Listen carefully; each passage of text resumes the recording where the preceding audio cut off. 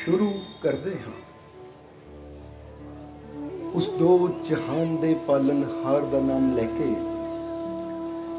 जो सब ते बहुत ही रहमतां और बख्शिशां करने वाला है। अज दा सत्संग शुरू करिए उस तो पहला अज जिन्हां मैंबरां ने नगर वासियां ने रल मिल के इस सत्संग का आयोजन किया है, अज जिन्हां दी वजह नाल सानू ये आनंद लैण वास्ते और उस मालिक दीयां रहमतां दे नाल अपनियां झोलियां भरन वास्ते जिन्हां दी वजह नाल मौका मिलिया है। सब तो पहले असीं अपनी तरफों आई हुई सारी संगत की तरफों ये सारे मैंबरां नूं बहुत बहुत बधाई देवांगे, बहुत बहुत मुबारकबाद देवांगे, क्योंकि जिस तरह का पिंड का नाम है ना शेरपुर शेखे, देखिया कि जिगरा भी इन्हां दा शेरां वाला ही है तो काम भी शेखां वाला ही है इन्हां दे, क्योंकि बहुत अच्छा इंतजाम किया है, बैठन का इंतजाम संगत के वास्ते हर चीज़ का इंतजाम बहुत वधिया किया है। इसलिए सत्संग तो साढ़े रोज़ होंदे है, पर एक गल दस दईए कि शेखे के सत्संग का इंतजार सानू भी पूरा साल रहता है, क्योंकि प्यार ही इन्ना है। सो अज बड़ा अच्छा लग रहा है कि तुसी इन्ने प्रेम दे नाल ही आए हो ना, क्योंकि पहले पुछ लईए असीं एवें कह दईए तो तुसी कहो जी नहीं जी असीं तो फलाने नूं मिलना आए सी, फलाना काम करना आए सी। अज तुसी इन्ने प्रेम नाल चल के आए हो सत्संग दे विच, और मालिक दे घर दीयां रहमतां नूं हासिल करन वास्ते आए हो, अपनी जिंदगी जीवन नूं खुशियां दे नाल भरपूर करन वास्ते आए हो। इसलिए जिद्दां ये मुबारकबाद के हकदार है, तुहाडा इन्ना प्रेम देख के असीं कहांगे तुसीं भी मुबारकबाद के हकदार हो, तुहानूं भी बहुत बहुत बधाई इस सत्संग विच आउण दी। और हुण इस तो पहलां कि ये आनंद की शुरुआत करिए, आओ रल मिल के इन्हां सारे मैंबरां वास्ते अज जिन्हां दी वजह नाल सानूं ये मौका मिलिया है और असीं ये आनंद लैण वास्ते इत्थे इकट्ठे होए हैं, पहला साडा फर्ज बनता है कि इन्हां सारे मैंबरां वास्ते अपने उस मालिक के चरणों च अरदास बेनती करिए कि मालिक इस नगर नूं इन्हां सारे मैंबरां नूं अपनियां रहमतां दे नाल, बरकतां दे नाल, बख्शिशां दे नाल, खुशियां दे नाल भरपूर करन। आने वाला समा इन्हां सारियां वास्ते खुशियां, कामयाबी, सफलता भरिया होवे, मालिक दिन दुगनी रात चौगनी इन्हां नूं तरक्की देण। और जिस तरह अज इन्हां ने सत्संग करवा के ये मालिक दे घर दीयां रहमतां लईआं है और सानू आनंद प्राप्त करन दा सारिआं नूं मौका दिता है, इसी तरह मालिक इन्हां नूं ताकत दिंदे रहन ताकि हर साल इसी तरह बढ़ चढ़ के ये सत्संग करवाते रहन और सानू सारिआं नूं भी इसी तरह आनंद लैण दा मौका मिलता रहे। ये सारी संगत इन्हां वास्ते बेनती करो, फरियाद करो। और उसके नाल नाल सत्संग शुरू होने तो पहले मैंबरां ने दस्सिया सानू कि कुछ दिन पहले एक छोटा बच्चा सी जिहदा नाम सी रोहित, कहते 5-6 दिन पहला इस नगर दे विच रहण वाला सी, ਉਹਦੀ आत्मा इस संसार ਨੂੰ ਛੱਡ के उस मालिक दे परमात्मा दे चरणों च लीन हो गई है। सो इन्हां ने बेनती की कि मालिक ਉਹਦੇ वास्ते भी अरदास कर देना, असीं कहांगे बिरथी कदे ना हो ही जन की अरदास, तुसीं भी ਉਹਦੀ आत्मा की शांति वास्ते उस मालिक दे चरणों च बेनती करो कि मालिक ਉਹਦੀ आत्मा ਨੂੰ भी शांति देण, उस परिवार ਨੂੰ बल बख्शण कि वो अपने मालिक दे भाणे नूं मिठा मन के चल सकन और अपनी कृपा दया मालिक इस परिवार ते भी बनाण। और वो जिहड़ी रूह इस संसार नूं छड्ड के इस मालिक दे चरणों च गई है, मालिक उस रूह नूं भी शांति देण, अपने कदमां जगह देण, उहनूं भी मुक्ति मिले। ये सारी संगत रल के बेनती करो। बाकी अज आनंद दा समा है, हुण आनंद लैण वास्ते तैयार हो? तैयार हो? फिर जरा हस के दिखाओ, सानूं मुस्कुरा के दिखाओ, समझदे हो कि नहीं? क्योंकि ये जिहड़ा इस वेले तुहाडा टाइम है ना, ये टाइम पता किहड़ा टाइम है? ये तुहाडे जीवन का प्राइम टाइम है। किहड़ा हुंदा है? Prime time. प्राइम टाइम किहनूं कहंदे है? पता किसी नूं कुछ? जरा गौर करना। जिद्दां हुण तुसीं देखदे हो ना कि टीवी दे उपर शो चलदे है, तो टीवी का या न्यूज़ वालियां दे एक प्राइम टाइम हुंदा है। वो टाइम किहड़ा हुंदा प्राइम टाइम? जरा गौर करना।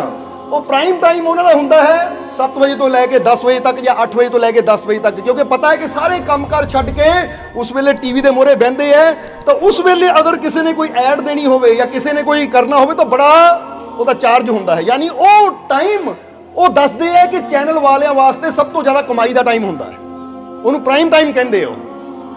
हुण जरा समझना, जिद्दां तुसीं देखदे हो ना किसी का सीजन होंदा है, बंदा कहंदा भी अंबा का सीजन आ गया, ऑरेंज का सीजन आ गया, सेबां का सीजन आ गया, हर एक का एक सीजन होंदा है जदों उन्होंने बहुत लाभ होंदा है। ਅਸੀਂ ਕਵਾਂਗੇ ਅੱਜ ਤੁਹਾਡਾ ਪ੍ਰਾਈਮ ਟਾਈਮ ਹੈ ਕਿਉਂਕਿ ਪ੍ਰਾਈਮ ਟਾਈਮ ਦਾ ਮਤਲਬ ਜਿਸ ਟਾਈਮ 'ਚ ਸਾਨੂੰ ਸਭ ਤੋਂ ਜ਼ਿਆਦਾ ਲਾਭ ਹੋਵੇ, ਜਿਸ ਟਾਈਮ 'ਚ ਸਾਨੂੰ ਸਭ ਤੋਂ ਜ਼ਿਆਦਾ ਕਮਾਈ ਹੋਵੇ ਔਰ ਜਿਸ ਟਾਈਮ 'ਚ ਸਾਨੂੰ ਸਭ ਤੋਂ ਜ਼ਿਆਦਾ ਖੁਸ਼ੀਆਂ ਮਿਲਣ ਔਰ ਉਹ ਟਾਈਮ ਜੋ ਆਉਣ ਵਾਲੇ ਫਿਊਚਰ ਸਾਡੇ ਕੰਮ ਆਵੇ, ਉਹ ਹੁੰਦਾ ਸਾਡੇ ਜੀਵਨ ਦਾ ਪ੍ਰਾਈਮ ਟਾਈਮ। ਸਮਝਦੇ ਹੋ ਕਿ ਨਹੀਂ?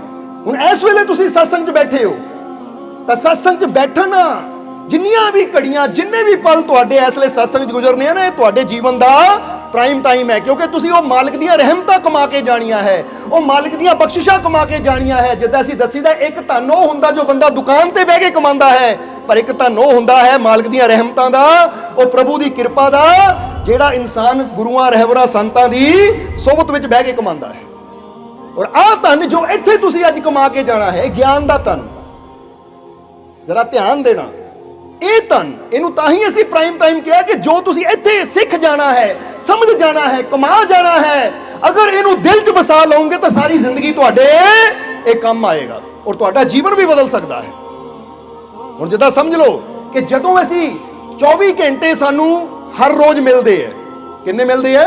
24 ਘੰਟੇ ਸਾਨੂੰ ਹਰ ਰੋਜ਼ ਮਿਲਦੇ ਹੈ, ਪਰ ਉਹਦੇ 'ਚੋਂ ਜਦੋਂ ਕੁਝ ਅਸੀਂ ਐਸਾ ਕਰਦੇ ਹਾਂ, ਜਿੱਦਾਂ ਫਰਜ਼ ਕਰੋ ਇੱਕ ਇਨਸਾਨ ਨੂੰ 24 ਘੰਟੇ ਮਿਲਦੇ ਹੈ, ਉਹ 24 ਘੰਟਿਆਂ 'ਚੋਂ 1 ਘੰਟਾ ਧਿਆਨ ਕਰਦਾ ਹੈ, ਤਾਂ ਜਦੋਂ ਧਿਆਨ ਕਰਦਾ ਹੈ, ਸਿਮਰਨ ਕਰਦਾ, ਉਹਦਾ ਪ੍ਰਾਈਮ ਟਾਈਮ ਹੈ ਕਿਉਂਕਿ ਇਸ ਵੇਲੇ ਉਹ ਕੁਝ ਐਸਾ ਕਰ ਰਿਹਾ ਹੈ ਜਿਹਦੇ ਨਾਲ ਉਹਦੇ ਜੀਵਨ 'ਚ ਖੁਸ਼ੀਆਂ ਆਣੀਆਂ ਹੈ ਔਰ ਉਹਨੂੰ ਫਿਊਚਰ 'ਚ ਵੀ ਕਾਮਯਾਬੀ ਮਿਲਣੀ ਹੈ। ਅਗਰ ਉਹ 24 ਘੰਟਿਆਂ 'ਚ 1 ਘੰਟਾ ਧਿਆਨ ਕਰਦਾ ਹੈ, ਫਿਰ 1 ਘੰਟਾ ਜਿਮ 'ਚ ਜਾ ਕੇ ਐਕਸਰਸਾਈਜ਼ ਕਰਦਾ ਹੈ, ਕੋਈ ਕਸਰਤ ਕਰਦਾ ਹੈ, ਕੋਈ ਯੋਗਾ ਕਰਦਾ ਹੈ, ਤਾਂ ਜਦੋਂ ਜਿਮ 'ਚ ਜਾ ਕੇ ਐਕਸਰਸਾਈਜ਼ ਕਰਦਾ ਹੈ ਜਾਂ ਯੋਗਾ ਕਰਦਾ ਹੈ ਜਾਂ ਰਨਿੰਗ ਕਰਦਾ ਹੈ ਤਾਂ ਉਹ ਵੀ ਉਹਦਾ ਪ੍ਰਾਈਮ ਟਾਈਮ ਹੈ ਕਿਉਂਕਿ ਇਹ ਜਿਹੜੀ 1 ਘੰਟੇ ਦੀ ਉਹ ਐਕਸਰਸਾਈਜ਼ ਕਰ ਰਿਹਾ, ਮਿਹਨਤ ਕਰ ਰਿਹਾ, ਫਿਊਚਰ 'ਚ ਉਹਦੇ ਕੰਮ ਆਏਗੀ, ਉਹਨੂੰ ਤੰਦਰੁਸਤੀ ਦੇਵੇਗੀ। ਪ੍ਰਾਈਮ ਟਾਈਮ ਦਾ ਮਤਲਬ ਹੈ ਕਿ 24 ਘੰਟਿਆਂ 'ਚੋਂ ਜਿਹੜਾ, ਜਦੋਂ ਅਸੀਂ ਕੁਝ ਐਸਾ ਕੰਮ ਕਰਦੇ ਹਾਂ ਜਿਹੜਾ ਫਿਊਚਰ 'ਚ ਸਾਨੂੰ ਖੁਸ਼ੀਆਂ ਦੇਵੇ, ਸਾਡੀ ਹੈਲਥ ਨੂੰ, ਸਾਡੀ ਸਿਹਤ ਨੂੰ, ਸਾਡੇ ਮਨ ਨੂੰ ਸ਼ਾਂਤੀ ਦੇਵੇ, ਸਾਡੇ ਪਰਿਵਾਰ 'ਚ ਪਿਆਰ ਲਿਆਵੇ, ਜਦੋਂ 24 ਘੰਟਿਆਂ 'ਚੋਂ ਕੁਝ ਮਿੰਟ, ਕੁਝ ਘੰਟੇ ਉਹ ਕੰਮ ਕਰਦੇ ਹਾਂ ਤਾਂ ਉਹ ਕੰਮ ਨੂੰ, ਉਹ ਟਾਈਮ ਨੂੰ ਅਸੀਂ ਪ੍ਰਾਈਮ ਟਾਈਮ ਗਿਣਦੇ ਹਾਂ। ਨਹੀਂ ਤਾਂ ਜ਼ਿਆਦਾਤਰ ਕੀ ਹੁੰਦਾ, ਇਨਸਾਨ ਦੇ 24 ਘੰਟੇ ਉੱਤੇ ਹੀ ਗੁਜ਼ਰ ਜਾਂਦੇ ਆ, ਕਦੀ ਇੱਧਰ ਦੌੜਦੇ ਆ, ਕਦੀ ਉੱਧਰ ਦੌੜਦੇ ਆ, ਕਦੀ ਟੀਵੀ ਦੇਖਦੇ ਆ, ਕਦੀ ਮੋਬਾਈਲ ਦੇਖਦੇ ਆ। ਯਾਨੀ ਉਹ 24 ਘੰਟਿਆਂ 'ਚ ਇਹ ਅਸੀਂ ਚੈੱਕ ਕਰਨਾ ਹੈ ਕਿ ਕਿੰਨਾ ਮੇਰਾ ਪ੍ਰਾਈਮ ਟਾਈਮ ਹੁੰਦਾ ਜਿਹੜਾ ਮੈਨੂੰ ਫਾਇਦਾ ਦੇਵੇ, ਜਿਹੜਾ ਮੈਨੂੰ ਲਾਭ ਦੇਵੇ।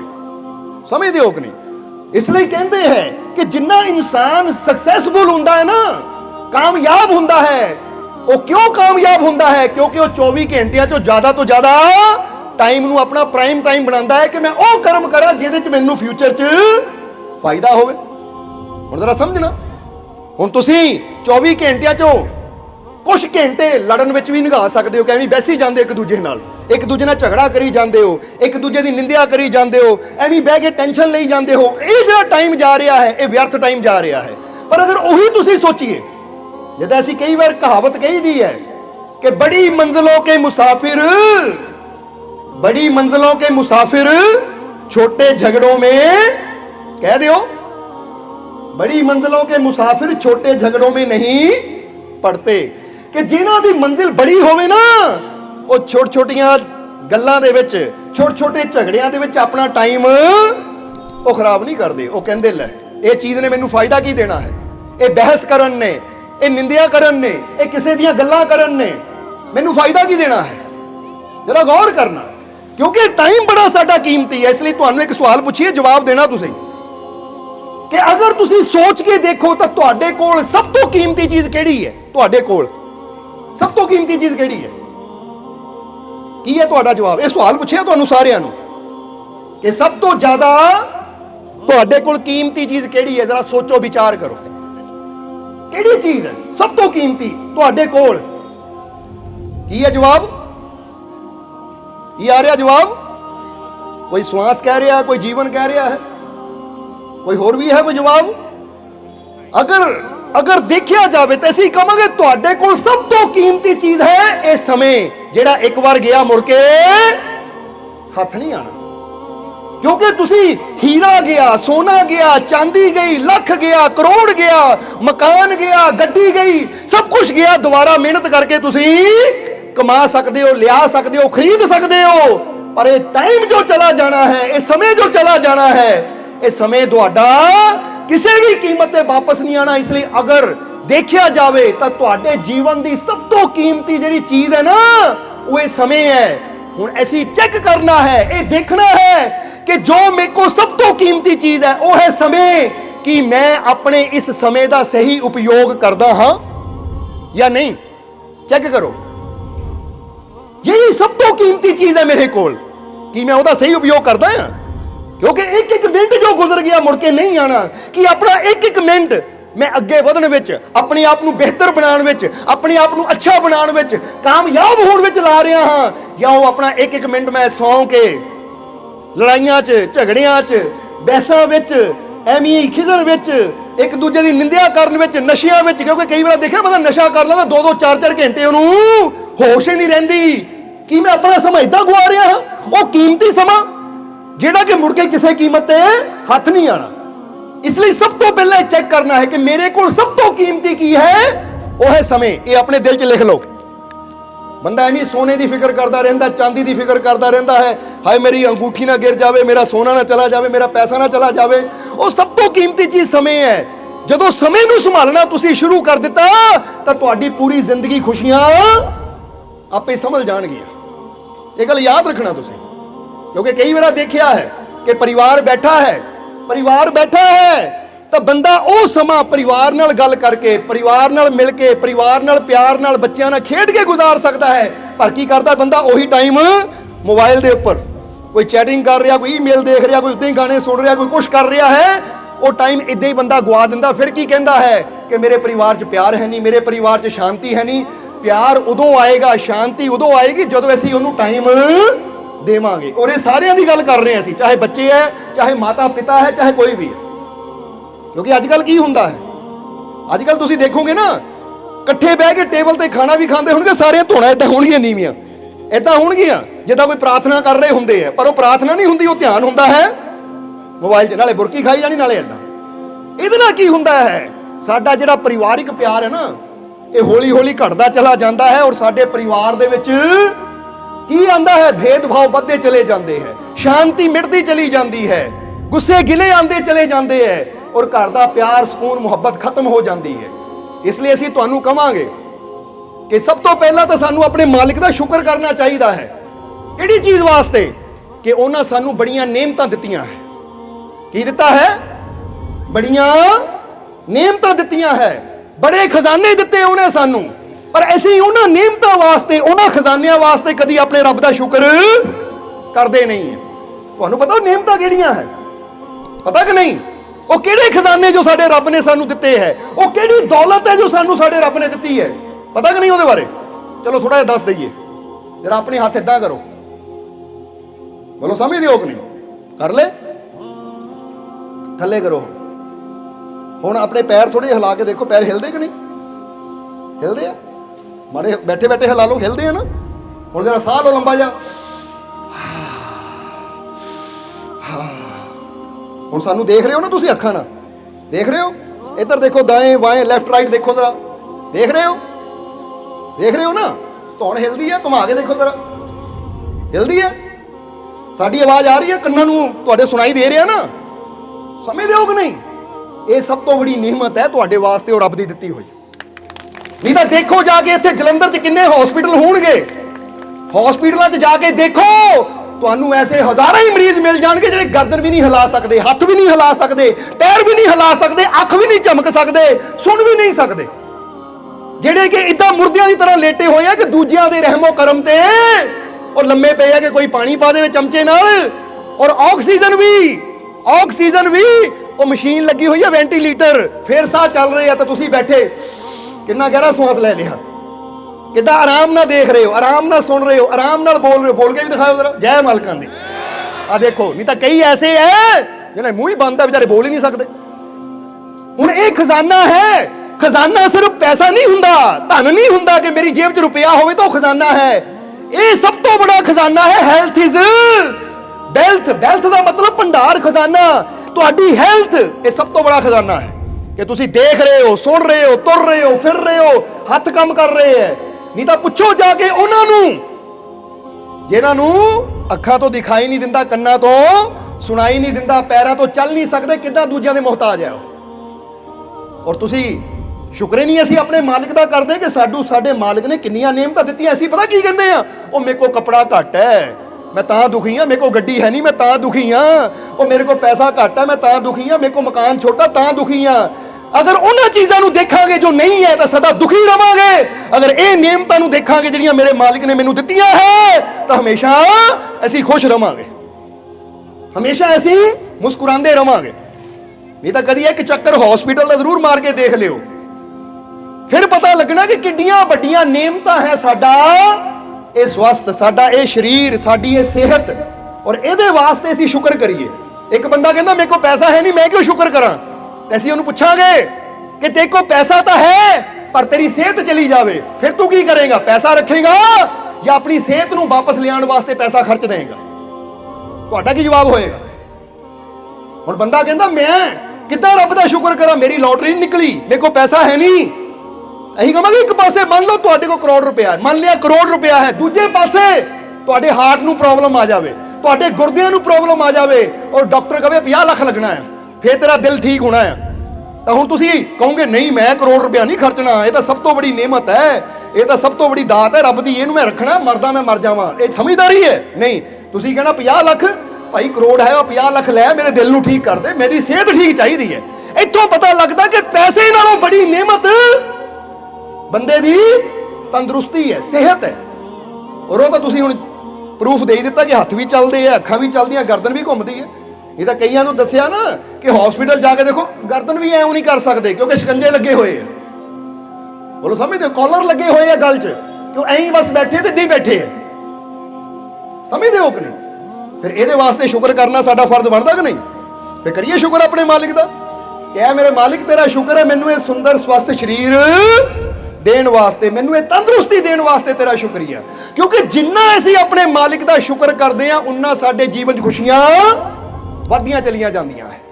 ਜਿੱਦਾਂ ਮੌਲਾਨਾ ਰੂਮੀ ਨੇ ਬੜੀ ਪਿਆਰੀ ਗੱਲ ਕਹੀ ਹੈ, ਕਿਸੇ ਨੇ ਮੌਲਾਨਾ ਰੂਮੀ ਨੂੰ ਪੁੱਛਿਆ ਕਿ ਮਹਾਰਾਜ ਦੁਖੀ ਇਨਸਾਨ ਕਿਹੜਾ ਤਾਂ ਸੁਖੀ ਇਨਸਾਨ ਕਿਹੜਾ ਹੁੰਦਾ ਹੈ, ਤਾਂ ਉਸ ਵੇਲੇ ਮੌਲਾਨਾ ਰੂਮੀ ਨੇ ਕਿਹਾ ਕਿ ਜਿਹੜਾ ਬੰਦਾ ਸ਼ਿਕਵੇ ਸ਼ਿਕਾਇਤ ਕਰਦਾ ਰਹਿੰਦਾ ਹਰ ਵੇਲੇ ਉਹ ਸਦਾ ਦੁਖੀ ਰਹੇਗਾ, ਉਹਦੇ ਜੀਵਨ 'ਚ ਕਦੀ ਖੁਸ਼ੀਆਂ ਨਹੀਂ ਆਣਗੀਆਂ। ਤਾਂ ਜਿਹੜਾ ਇਨਸਾਨ ਹਰ ਵੇਲੇ ਆਪਣੇ ਰੱਬ ਦਾ ਸ਼ੁਕਰ ਕਰਦਾ ਹੈ ਉਹਦੇ ਜੀਵਨ 'ਚ ਖੁਸ਼ੀਆਂ ਵੱਧਦੀਆਂ ਚਲੀਆਂ ਜਾਣਗੀਆਂ।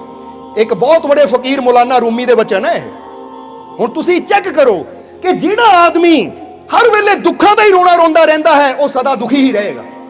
ਉਹ ਪਹਿਲਾਂ ਵੀ ਦੁਖੀ ਸੀ, ਹੁਣ ਵੀ ਦੁਖੀ ਹੈ, ਤਾਂ ਅੱਗੇ ਵੀ ਦੁਖੀ ਰਹੇਗਾ। ਤਾਂ ਜਿਹੜਾ ਹਰ ਹਾਲਤ ਵਿੱਚ ਆਪਣੇ ਮਾਲਿਕ ਦਾ ਸ਼ੁਕਰ ਕਰਦਾ ਜਾਏਗਾ ਕਿ ਸ਼ੁਕਰ ਹੈ ਮੇਰੇ ਮਾਲਿਕ, ਸ਼ੁਕਰ ਹੈ, ਸ਼ੁਕਰ ਹੈ, ਜੇ ਦੁੱਖ ਆਇਆ ਵੀ ਤਾਂ ਵੀ ਤੇਰਾ ਸ਼ੁਕਰ ਹੈ, ਤੂੰ ਦੁੱਖ ਦੇ, ਸੁੱਖ ਦੇ, ਭੁੱਖ ਦੇ, ਭੋਜਨ ਦੇ, ਜਿੱਥੇ ਰੱਖੇਗਾ ਸ਼ੁਕਰ ਹੈ। ਤਾਂ ਇਦਾਂ ਦੇ ਇਨਸਾਨਾਂ ਦੇ ਜੀਵਨ 'ਚ ਜ਼ਿਆਦਾ ਦੇਰ ਦੁੱਖ ਰਹਿੰਦੇ ਨਹੀਂ ਹੈ, ਇਹਨਾਂ ਦੇ ਦੁੱਖ ਹਟਦੇ ਚਲੇ ਜਾਂਦੇ ਹੈ ਔਰ ਇਹਨਾਂ ਦੇ ਜੀਵਨ 'ਚ ਖੁਸ਼ੀਆਂ ਆਉਂਦੀਆਂ ਚਲੀਆਂ ਜਾਂਦੀਆਂ ਹੈ। ਇੱਕ ਬੜਾ ਆਸਾਨ ਜਿਹਾ ਤਰੀਕਾ ਮੌਲਾਨਾ ਰੂਮੀ ਨੇ ਆਪਣੇ ਇਹ ਸ਼ਬਦ ਅੰਦਰ ਦੱਸ ਦਿੱਤਾ, ਲਾਈਨਾਂ 'ਚ ਦੱਸ ਦਿੱਤਾ ਕਿ ਜੇ ਤੂੰ ਸ਼ੁਕਰਾਨਾ ਕਰੇਗਾ ਤਾਂ ਤੇਰੇ ਜੀਵਨ 'ਚ ਖੁਸ਼ੀਆਂ ਆਉਂਦੀਆਂ ਰਹਿਣਗੀਆਂ। ਹੁਣ ਤੁਸੀਂ ਕੀ ਚਾਹੁੰਦੇ ਹੋ? ਦੁੱਖ ਵੱਧਦੇ ਜਾਣ ਜਾਂ ਖੁਸ਼ੀਆਂ ਵਧਣ? ਕੀ ਚਾਹੁੰਦੇ ਹੋ ਵਧਾਣਾ? ਤਾਂ ਫਿਰ ਸ਼ੁਕਰ ਕਰਨਾ ਸਿੱਖੋ, ਹਰ ਹਾਲਤ ਵਿੱਚ ਸ਼ੁਕਰ ਕਰਨਾ ਸਿੱਖੋ। ਹਰ ਹਾਲਤ ਵਿੱਚ ਅਸੀਂ ਆਪਣੇ ਮਾਲਿਕ ਦਾ ਧੰਨਵਾਦ ਕਰਨਾ ਹੈ। ਹਰ ਹਾਲਤ ਵਿੱਚ ਅਸੀਂ ਆਸ਼ਾਵਾਦੀ ਬਣਨਾ ਹੈ। ਕੀ ਬਣਨਾ ਹੈ? ਆਸ਼ਾਵਾਦੀ। ਕਿਉਂਕਿ ਆਸ਼ਾਵਾਦੀ ਤੋਂ ਸਾਨੂੰ ਇੱਕ ਬਹੁਤ ਬੜੇ ਮਨੋਵਿਗਿਆਨਿਕ ਹੋਏ ਹੈ ਜੋ ਕਿ ਪੈਨਸਿਲਵੇਨੀਆ ਦੀ ਯੂਨੀਵਰਸਿਟੀ ਹੈ, ਪੈਨਸਿਲਵੇਨੀਆ ਯੂਨੀਵਰਸਿਟੀ ਅਮਰੀਕਾ ਦੇ ਅੰਦਰ, ਜਿਹਦੇ ਬਹੁਤ ਬੜੇ ਉਹ ਮੁਖੀ ਹੈ, ਮਨੋਚਿਕਿਤਸਕ ਹੈ, ਯਾਨੀ ਮਨੋਵਿਗਿਆਨਿਕ ਹੈ। ਮਨੋਵਿਗਿਆਨਿਕ ਜਿਹੜੇ ਕਿ ਸਾਡੇ ਮਨ ਦਾ ਜਾਂ ਸਾਡੇ ਇਨਰ ਬਿਮਾਰੀਆਂ ਦਾ ਇਲਾਜ ਕਰਨ ਵਾਲੇ ਹੁੰਦੇ, ਉਹ ਸਭ ਤੋਂ ਟੌਪ ਤੇ ਹੈ, ਉਹ ਯਾਨੀ ਚੀਫ ਹੈ ਉਸ ਯੂਨੀਵਰਸਿਟੀ ਦੇ। ਉਹ ਡਾਕਟਰ ਕੀ ਕਹਿੰਦੇ ਹੈ? ਉਹਨਾਂ ਨੇ 22 ਸਾਲ ਦੀ ਰਿਸਰਚ ਕਰਨ ਤੋਂ ਬਾਅਦ, ਉਹਨਾਂ ਦਾ ਨਾਮ ਹੈ ਮਾਰਟਿਨ ਸਲੈਗਮੈਨ, ਉਹ ਡਾਕਟਰ ਦਾ ਨਾਮ ਹੈ। ਉਹਨਾਂ ਨੇ 22 ਸਾਲ ਦੀ ਰਿਸਰਚ ਕਰਨ ਤੋਂ ਬਾਅਦ, 22 ਸਾਲ ਰਿਸਰਚ ਕਰਨੀ ਯਾਨੀ 22 ਸਾਲ ਦੀ ਖੋਜਬੀਨ ਤੋਂ ਬਾਅਦ, ਉਹਨਾਂ ਨੇ 22 ਸਾਲ ਦੀ ਮਿਹਨਤ ਤੋਂ ਬਾਅਦ ਇੱਕ ਕਿਤਾਬ ਲਿਖੀ ਹੈ ਜਿਹਦਾ ਨਾਮ ਹੈ ਲਾਰਨੇਡ ਆਪਟੀਮਿਜ਼ਮ, ਯਾਨੀ ਹੁੰਦਾ ਇਹਦਾ ਨਾਮ ਹੈ, ਇਹਨੂੰ ਕਹਿੰਦੇ ਆਸ਼ਾਵਾਦ। ਸਮਝਦੇ ਹੋ ਕਿ ਨਹੀਂ? ਕਿਉਂਕਿ ਲਰਨ ਕਰਨ ਦਾ ਮਤਲਬ ਹੁੰਦਾ ਹੈ ਸਿੱਖਣਾ, ਔਰ ਆਪਟੀਮਿਜ਼ਮ ਯਾਨੀ ਆਸ਼ਾਵਾਦ। ਇਸ ਲਈ ਬੁੱਕ ਦਾ ਹੀ ਨਾਮ ਉਹਨਾਂ ਰੱਖਿਆ ਕਿ ਆਸ਼ਾਵਾਦ ਹੋਣਾ ਸਿੱਖੋ। ਔਰ 22 ਸਾਲ ਦੀ ਰਿਸਰਚ ਤੋਂ ਬਾਅਦ ਉਹ ਕੀ ਦੱਸਦੇ ਹੈ, ਜ਼ਰਾ ਗੌਰ ਕਰਨਾ। ਉਹ ਕਹਿੰਦੇ ਇਨਸਾਨ ਦਾ ਸਭ ਤੋਂ ਬੜਾ ਗੁਣ ਜਿਹੜਾ ਮੈਂ ਦੇਖਿਆ ਹੈ ਨਾ, ਜੋ ਇਨਸਾਨ ਨੂੰ ਖੁਸ਼ੀ ਦਿੰਦਾ ਹੈ, ਇਨਸਾਨ ਨੂੰ ਕਾਮਯਾਬੀ ਦਿੰਦਾ ਹੈ, ਸਫਲਤਾ ਦਿੰਦਾ ਹੈ, ਉਹ ਹਰ ਚੀਜ਼ ਇਨਸਾਨ ਨੂੰ ਦਿੰਦਾ ਹੈ ਜੋ ਇਨਸਾਨ ਚਾਹੁੰਦਾ ਹੈ, ਤਾਂ ਉਹ ਕਿਹੜਾ ਗੁਣ ਹੈ? ਉਹ ਹੈ ਆਸ਼ਾਵਾਦੀ ਹੋਣਾ। ਆਸ਼ਾਵਾਦੀ ਦਾ ਮਤਲਬ ਸਮਝਦੇ ਹੋ ਕਿ ਨਹੀਂ? ਜ਼ਰਾ ਗੌਰ ਕਰਨਾ। ਉਹ ਕਦੀ ਨਿਰਾਸ਼ ਨਹੀਂ ਹੁੰਦਾ, ਕਿਉਂਕਿ 22 ਸਾਲ ਇੱਕ ਮਨੋਵਿਗਿਆਨਿਕ ਕਿਸੇ ਚੀਜ਼ ਤੇ ਰਿਸਰਚ ਕਰਦਾ ਹੈ। 22 ਸਾਲ ਰਿਸਰਚ ਕਰਨ ਤੋਂ ਬਾਅਦ ਜਦੋਂ ਕੁਝ ਲਿਖਦਾ ਹੈ ਨਾ, ਤਾਂ ਸਮਝ ਲਓ ਉਹਨੇ 22 ਸਾਲ ਖੋਜਬੀਨ ਚਲਾ ਦਿੱਤੇ। ਤਾਂ ਸਾਨੂੰ ਉਹ ਗੱਲ 1 ਮਿੰਟ 'ਚ ਹੀ ਪਤਾ ਲੱਗ ਗਈ ਕਿ ਉਹਨਾਂ ਨੇ ਰਿਸਰਚ ਕੀ ਕਿਹਾ, ਕਿ ਜੇ ਤੂੰ ਸਫਲ ਹੋਣਾ ਚਾਹੁੰਦਾ ਹੈ, ਜੇ ਤੂੰ ਕਾਮਯਾਬ ਹੋਣਾ ਚਾਹੁੰਦਾ ਹੈ, ਜੇ ਤੂੰ ਖੁਸ਼ ਰਹਿਣਾ ਚਾਹੁੰਦਾ ਹੈ, ਤਾਂ ਜਿਹੜੇ ਇਨਸਾਨ ਆਸ਼ਾਵਾਦੀ ਹੁੰਦੇ ਹੈ ਉਹ ਜੀਵਨ 'ਚ ਖੁਸ਼ ਵੀ ਹੁੰਦੇ ਹੈ, ਸਫਲ ਵੀ ਹੁੰਦੇ ਹੈ, ਔਰ ਉਹ ਹਰ ਉਸ ਚੀਜ਼ ਨੂੰ ਹਾਸਿਲ ਕਰ ਸਕਦੇ ਹੈ ਜਿਹੜੀ ਚੀਜ਼ ਉਹ ਪਾਣਾ ਚਾਹੁੰਦੇ ਹੈ। ਬਸ ਉਹਦੇ ਵਾਸਤੇ ਵਿਸ਼ਵਾਸ ਦੇ ਨਾਲ ਮਿਹਨਤ ਕਰਕੇ ਅੱਗੇ ਵਧਣ ਦੀ ਜ਼ਰੂਰਤ ਹੈ। ਜਰਾ ਸਮਝਣਾ ਸਾਰਿਆਂ ਨੇ। ਜਿਹਦਾ ਪਹਿਲੀ ਚੀਜ਼ ਉਹ ਦੱਸੀ ਵਿਸ਼ਵਾਸ, ਦੂਜਾ ਦੱਸਿਆ ਮਿਹਨਤ, ਔਰ ਫਿਰ ਦੱਸਿਆ ਕਦਮ ਨੂੰ ਅੱਗੇ ਵਧਾਉਣ ਦੀ ਜ਼ਰੂਰਤ ਹੈ। ਹੁਣ ਜਰਾ ਗੌਰ ਕਰਨਾ। ਉਹਨਾਂ ਨੇ ਆਸ਼ਾਵਾਦੀ ਦੇ 4 ਗੁਣ ਦੱਸੇ ਤੇ ਦੱਸਣਾ ਚਾਹਾਂਗੇ ਕਿਉਂਕਿ ਸਾਡੇ ਵਾਸਤੇ ਬੜਾ ਜ਼ਰੂਰੀ ਹੈ। ਕਿ ਪਹਿਲਾ ਗੁਣ ਦੱਸਿਆ ਕਿ ਆਸ਼ਾਵਾਦੀ ਇਨਸਾਨ ਉਹ ਹੈ ਜੋ ਜੀਵਨ 'ਚ ਸਾਰੀਆਂ ਖੁਸ਼ੀਆਂ ਪਾਉਂਦਾ ਹੈ, ਜੋ ਜੀਵਨ 'ਚ ਸਾਰੇ ਦੁੱਖਾਂ ਤੋਂ ਮੁਕਤ ਹੋ ਜਾਂਦਾ ਹੈ, ਔਰ ਜੀਵਨ 'ਚ ਕਾਮਯਾਬੀ ਵੀ ਉਸ ਨੂੰ ਮਿਲਦੀ ਹੈ। ਪਹਿਲਾ ਗੁਣ ਦੱਸਿਆ ਕਿ ਜਿਹੜਾ ਆਸ਼ਾਵਾਦੀ ਇਨਸਾਨ ਹੁੰਦਾ ਹੈ ਨਾ, ਉਹ ਹਰ ਤਰ੍ਹਾਂ ਦੇ ਹਾਲਾਤ ਵਿੱਚ ਹਮੇਸ਼ਾ ਅੱਛਾ ਹੀ ਸੋਚਦਾ ਹੈ। ਬੋਲੋ ਸਮਝਦੇ ਹੋ ਕਿ ਨਹੀਂ? ਹਰ ਤਰ੍ਹਾਂ ਦੇ ਹਾਲਾਤ ਵਿੱਚ ਹਮੇਸ਼ਾ ਅੱਛਾ ਹੀ ਸੋਚਦਾ ਹੈ। ਉਹ ਕਿਸੇ ਵੀ ਚੀਜ਼ ਨੂੰ ਜਦੋਂ ਦੇਖਦਾ ਹੈ, ਕਿਸੇ ਵੀ ਇਨਸਾਨ ਨੂੰ ਜਦੋਂ ਦੇਖਦਾ ਹੈ, ਤਾਂ ਉਹਦੇ ਅੰਦਰ ਅੱਛਾਈ ਲੱਭਣ ਦੀ ਕੋਸ਼ਿਸ਼ ਕਰਦਾ ਹੈ, ਅੱਛਾਈ ਦੇਖਣ ਦੀ ਕੋਸ਼ਿਸ਼ ਕਰਦਾ ਹੈ ਕਿ ਇਹ ਚੀਜ਼ ਵਿੱਚ ਅੱਛਾ ਕੀ ਹੈ, ਇਹ ਇਨਸਾਨ ਵਿੱਚ ਅੱਛਾ ਕੀ ਹੈ। ਹੁਣ ਜਿਹੜਾ ਸਭ ਦੇ ਅੰਦਰ ਅੱਛਾ ਦੇਖੇ, ਉਹ ਕਹਿੰਦੇ ਪਹਿਲਾ ਗੁਣ ਹੈ ਆਸ਼ਾਵਾਦੀ ਇਨਸਾਨ ਦਾ। ਹੁਣ ਤੁਸੀਂ ਚੈੱਕ ਕਰ ਲੈਣਾ ਕਿ ਤੁਸੀਂ ਆਸ਼ਾਵਾਦੀ ਹੋ ਜਾਂ ਨਿਰਾਸ਼ਾਵਾਦੀ ਹੋ। ਬਰੋ ਸਮਝਦੇ ਹੋ ਕਿ ਨਹੀਂ? ਔਰ ਨਿਰਾਸ਼ਾਵਾਦੀ ਦਾ ਕਿਹੜਾ ਗੁਣ ਹੁੰਦਾ ਹੈ? ਉਹ ਹਰ ਚੀਜ਼ ਵਿੱਚ ਕੁਝ ਬੁਰਾ ਦੇਖਣ ਦੀ ਕੋਸ਼ਿਸ਼ ਕਰਦਾ ਹੈ, ਉਹ ਹਰ ਹਾਲਾਤ ਵਿੱਚ ਕੁਝ ਬੁਰਾ ਦੇਖਣ ਦੀ ਕੋਸ਼ਿਸ਼ ਕਰਦਾ ਹੈ ਕਿ ਮੇਰੇ ਨਾਲ ਆਹ ਬੁਰਾ ਹੋ ਰਿਹਾ, ਮੇਰੇ ਨਾਲ ਉਹ ਬੁਰਾ ਹੋ ਰਿਹਾ। ਪਰ ਕਹਿੰਦੇ ਆਸ਼ਾਵਾਦੀ ਉਹ ਹਰ ਤਰ੍ਹਾਂ ਦੇ ਹਾਲਾਤ ਵਿੱਚ ਚੰਗਾ ਹੀ ਸੋਚਦਾ ਹੈ, ਚੰਗਾ ਹੀ ਦੇਖਣ ਦੀ ਕੋਸ਼ਿਸ਼ ਕਰਦਾ ਹੈ। ਜਰਾ ਸਮਝਣਾ। ਔਰ ਦੂਜਾ ਗੁਣ ਉਹਨਾਂ ਨੇ ਕੀ ਦੱਸਿਆ, ਜਰਾ ਇਹ ਵੀ ਗੱਲ ਸਮਝਣ ਵਾਲੀ ਹੈ। ਦੂਜਾ ਗੁਣ ਕਹਿੰਦੇ ਆ ਕਿ ਆਸ਼ਾਵਾਦੀ ਦੇ ਅੰਦਰ ਇਹ ਗੁਣ ਹੁੰਦਾ ਹੈ। ਹੁਣ ਚੈੱਕ ਕਰਨਾ ਦੂਜਾ ਗੁਣ ਮੇਰੇ ਅੰਦਰ ਹੈ ਜਾਂ ਨਹੀਂ, ਫਿਰ ਥੋੜੇ ਜਿਹੀ ਦੀ ਗਹਿਰਾਈ ਦੱਸਾਂਗੇ ਅਸੀਂ। ਦੂਜਾ ਗੁਣ ਡਾਕਟਰ ਮਾਰਟਿਨ ਕਹਿੰਦੇ ਹੈ ਕਿ ਆਸ਼ਾਵਾਦੀ ਇਨਸਾਨ ਉਹ ਹੈ ਜਿਹਦੇ ਅੰਦਰ ਦੂਜਾ ਗੁਣ ਇਹ ਹੁੰਦਾ ਹੈ ਕਿ ਉਹ ਹਮੇਸ਼ਾ, ਜਰਾ ਗੌਰ ਕਰਨਾ, ਕਿ ਆਸ਼ਾਵਾਦੀ ਇਨਸਾਨ ਉਹ ਹੁੰਦਾ ਜਿਹੜਾ ਸਮੱਸਿਆ ਬਾਰੇ ਨਹੀਂ, ਸਮਾਧਾਨ ਬਾਰੇ ਸੋਚਦਾ ਹਮੇਸ਼ਾ। ਸਮਝਦੇ ਹੋ ਕਿ ਨਹੀਂ? ਉਹ ਸਮੱਸਿਆ ਬਾਰੇ ਨਹੀਂ ਸੋਚਦਾ, ਉਹ ਹਮੇਸ਼ਾ ਸਮਾਧਾਨ ਬਾਰੇ ਸੋਚਦਾ ਹੈ। ਜਿੱਦਾਂ ਫਰਜ਼ ਕਰੋ ਜੇ ਬਿਮਾਰੀ ਆ ਗਈ ਤਾਂ ਹੁਣ ਇਹ ਨਹੀਂ ਸੋਚੀ ਜਾਣਾ ਹਾਏ ਮੈਨੂੰ ਕਿਉਂ ਆ ਗਈ, ਕਾਤੇ ਆ ਗਈ, ਇਹ ਬਿਮਾਰੀ ਕਿਸੇ ਹੋਰ ਨੂੰ ਕਿਉਂ ਨਹੀਂ ਹੋਈ, ਮੈਨੂੰ ਕਿਉਂ ਹੋ ਗਈ। ਉਹ ਕਹਿੰਦੇ ਇਹ ਨਹੀਂ ਸੋਚਦਾ, ਉਹ ਦੇਖਦਾ ਹੈ ਹੁਣ ਬਿਮਾਰੀ ਆ ਗਈ ਤਾਂ ਇਹਦਾ ਹੱਲ ਕੀ ਹੈ, ਉਹ ਕਰਾਂ ਮੈਂ। ਹੁਣ ਪਿਛਲਾ ਸੋਚਣ ਵਿੱਚ ਜਿਹੜਾ ਟਾਈਮ ਖਰਾਬ ਕਰਨਾ ਹੈ, ਉਹਦੇ ਨਾਲ ਬਿਮਾਰੀ ਵਧਣੀ ਹੈ। ਜੇ ਪਤਾ ਲੱਗ ਗਿਆ ਤਾਂ ਇਹਦਾ ਹੁਣੇ ਹੀ ਮੈਂ ਹੱਲ ਕਰਾਂ, ਸਮਾਧਾਨ ਕਰਾਂ, ਕਿਉਂਕਿ ਹਰ ਮੁਸ਼ਕਿਲ ਦਾ ਸਮਾਧਾਨ ਹੁੰਦਾ ਹੈ। ਇੱਕ ਆਸ਼ਾਵਾਦੀ ਦਾ ਇਹ ਨਜ਼ਰੀਆ ਹੁੰਦਾ ਹੈ।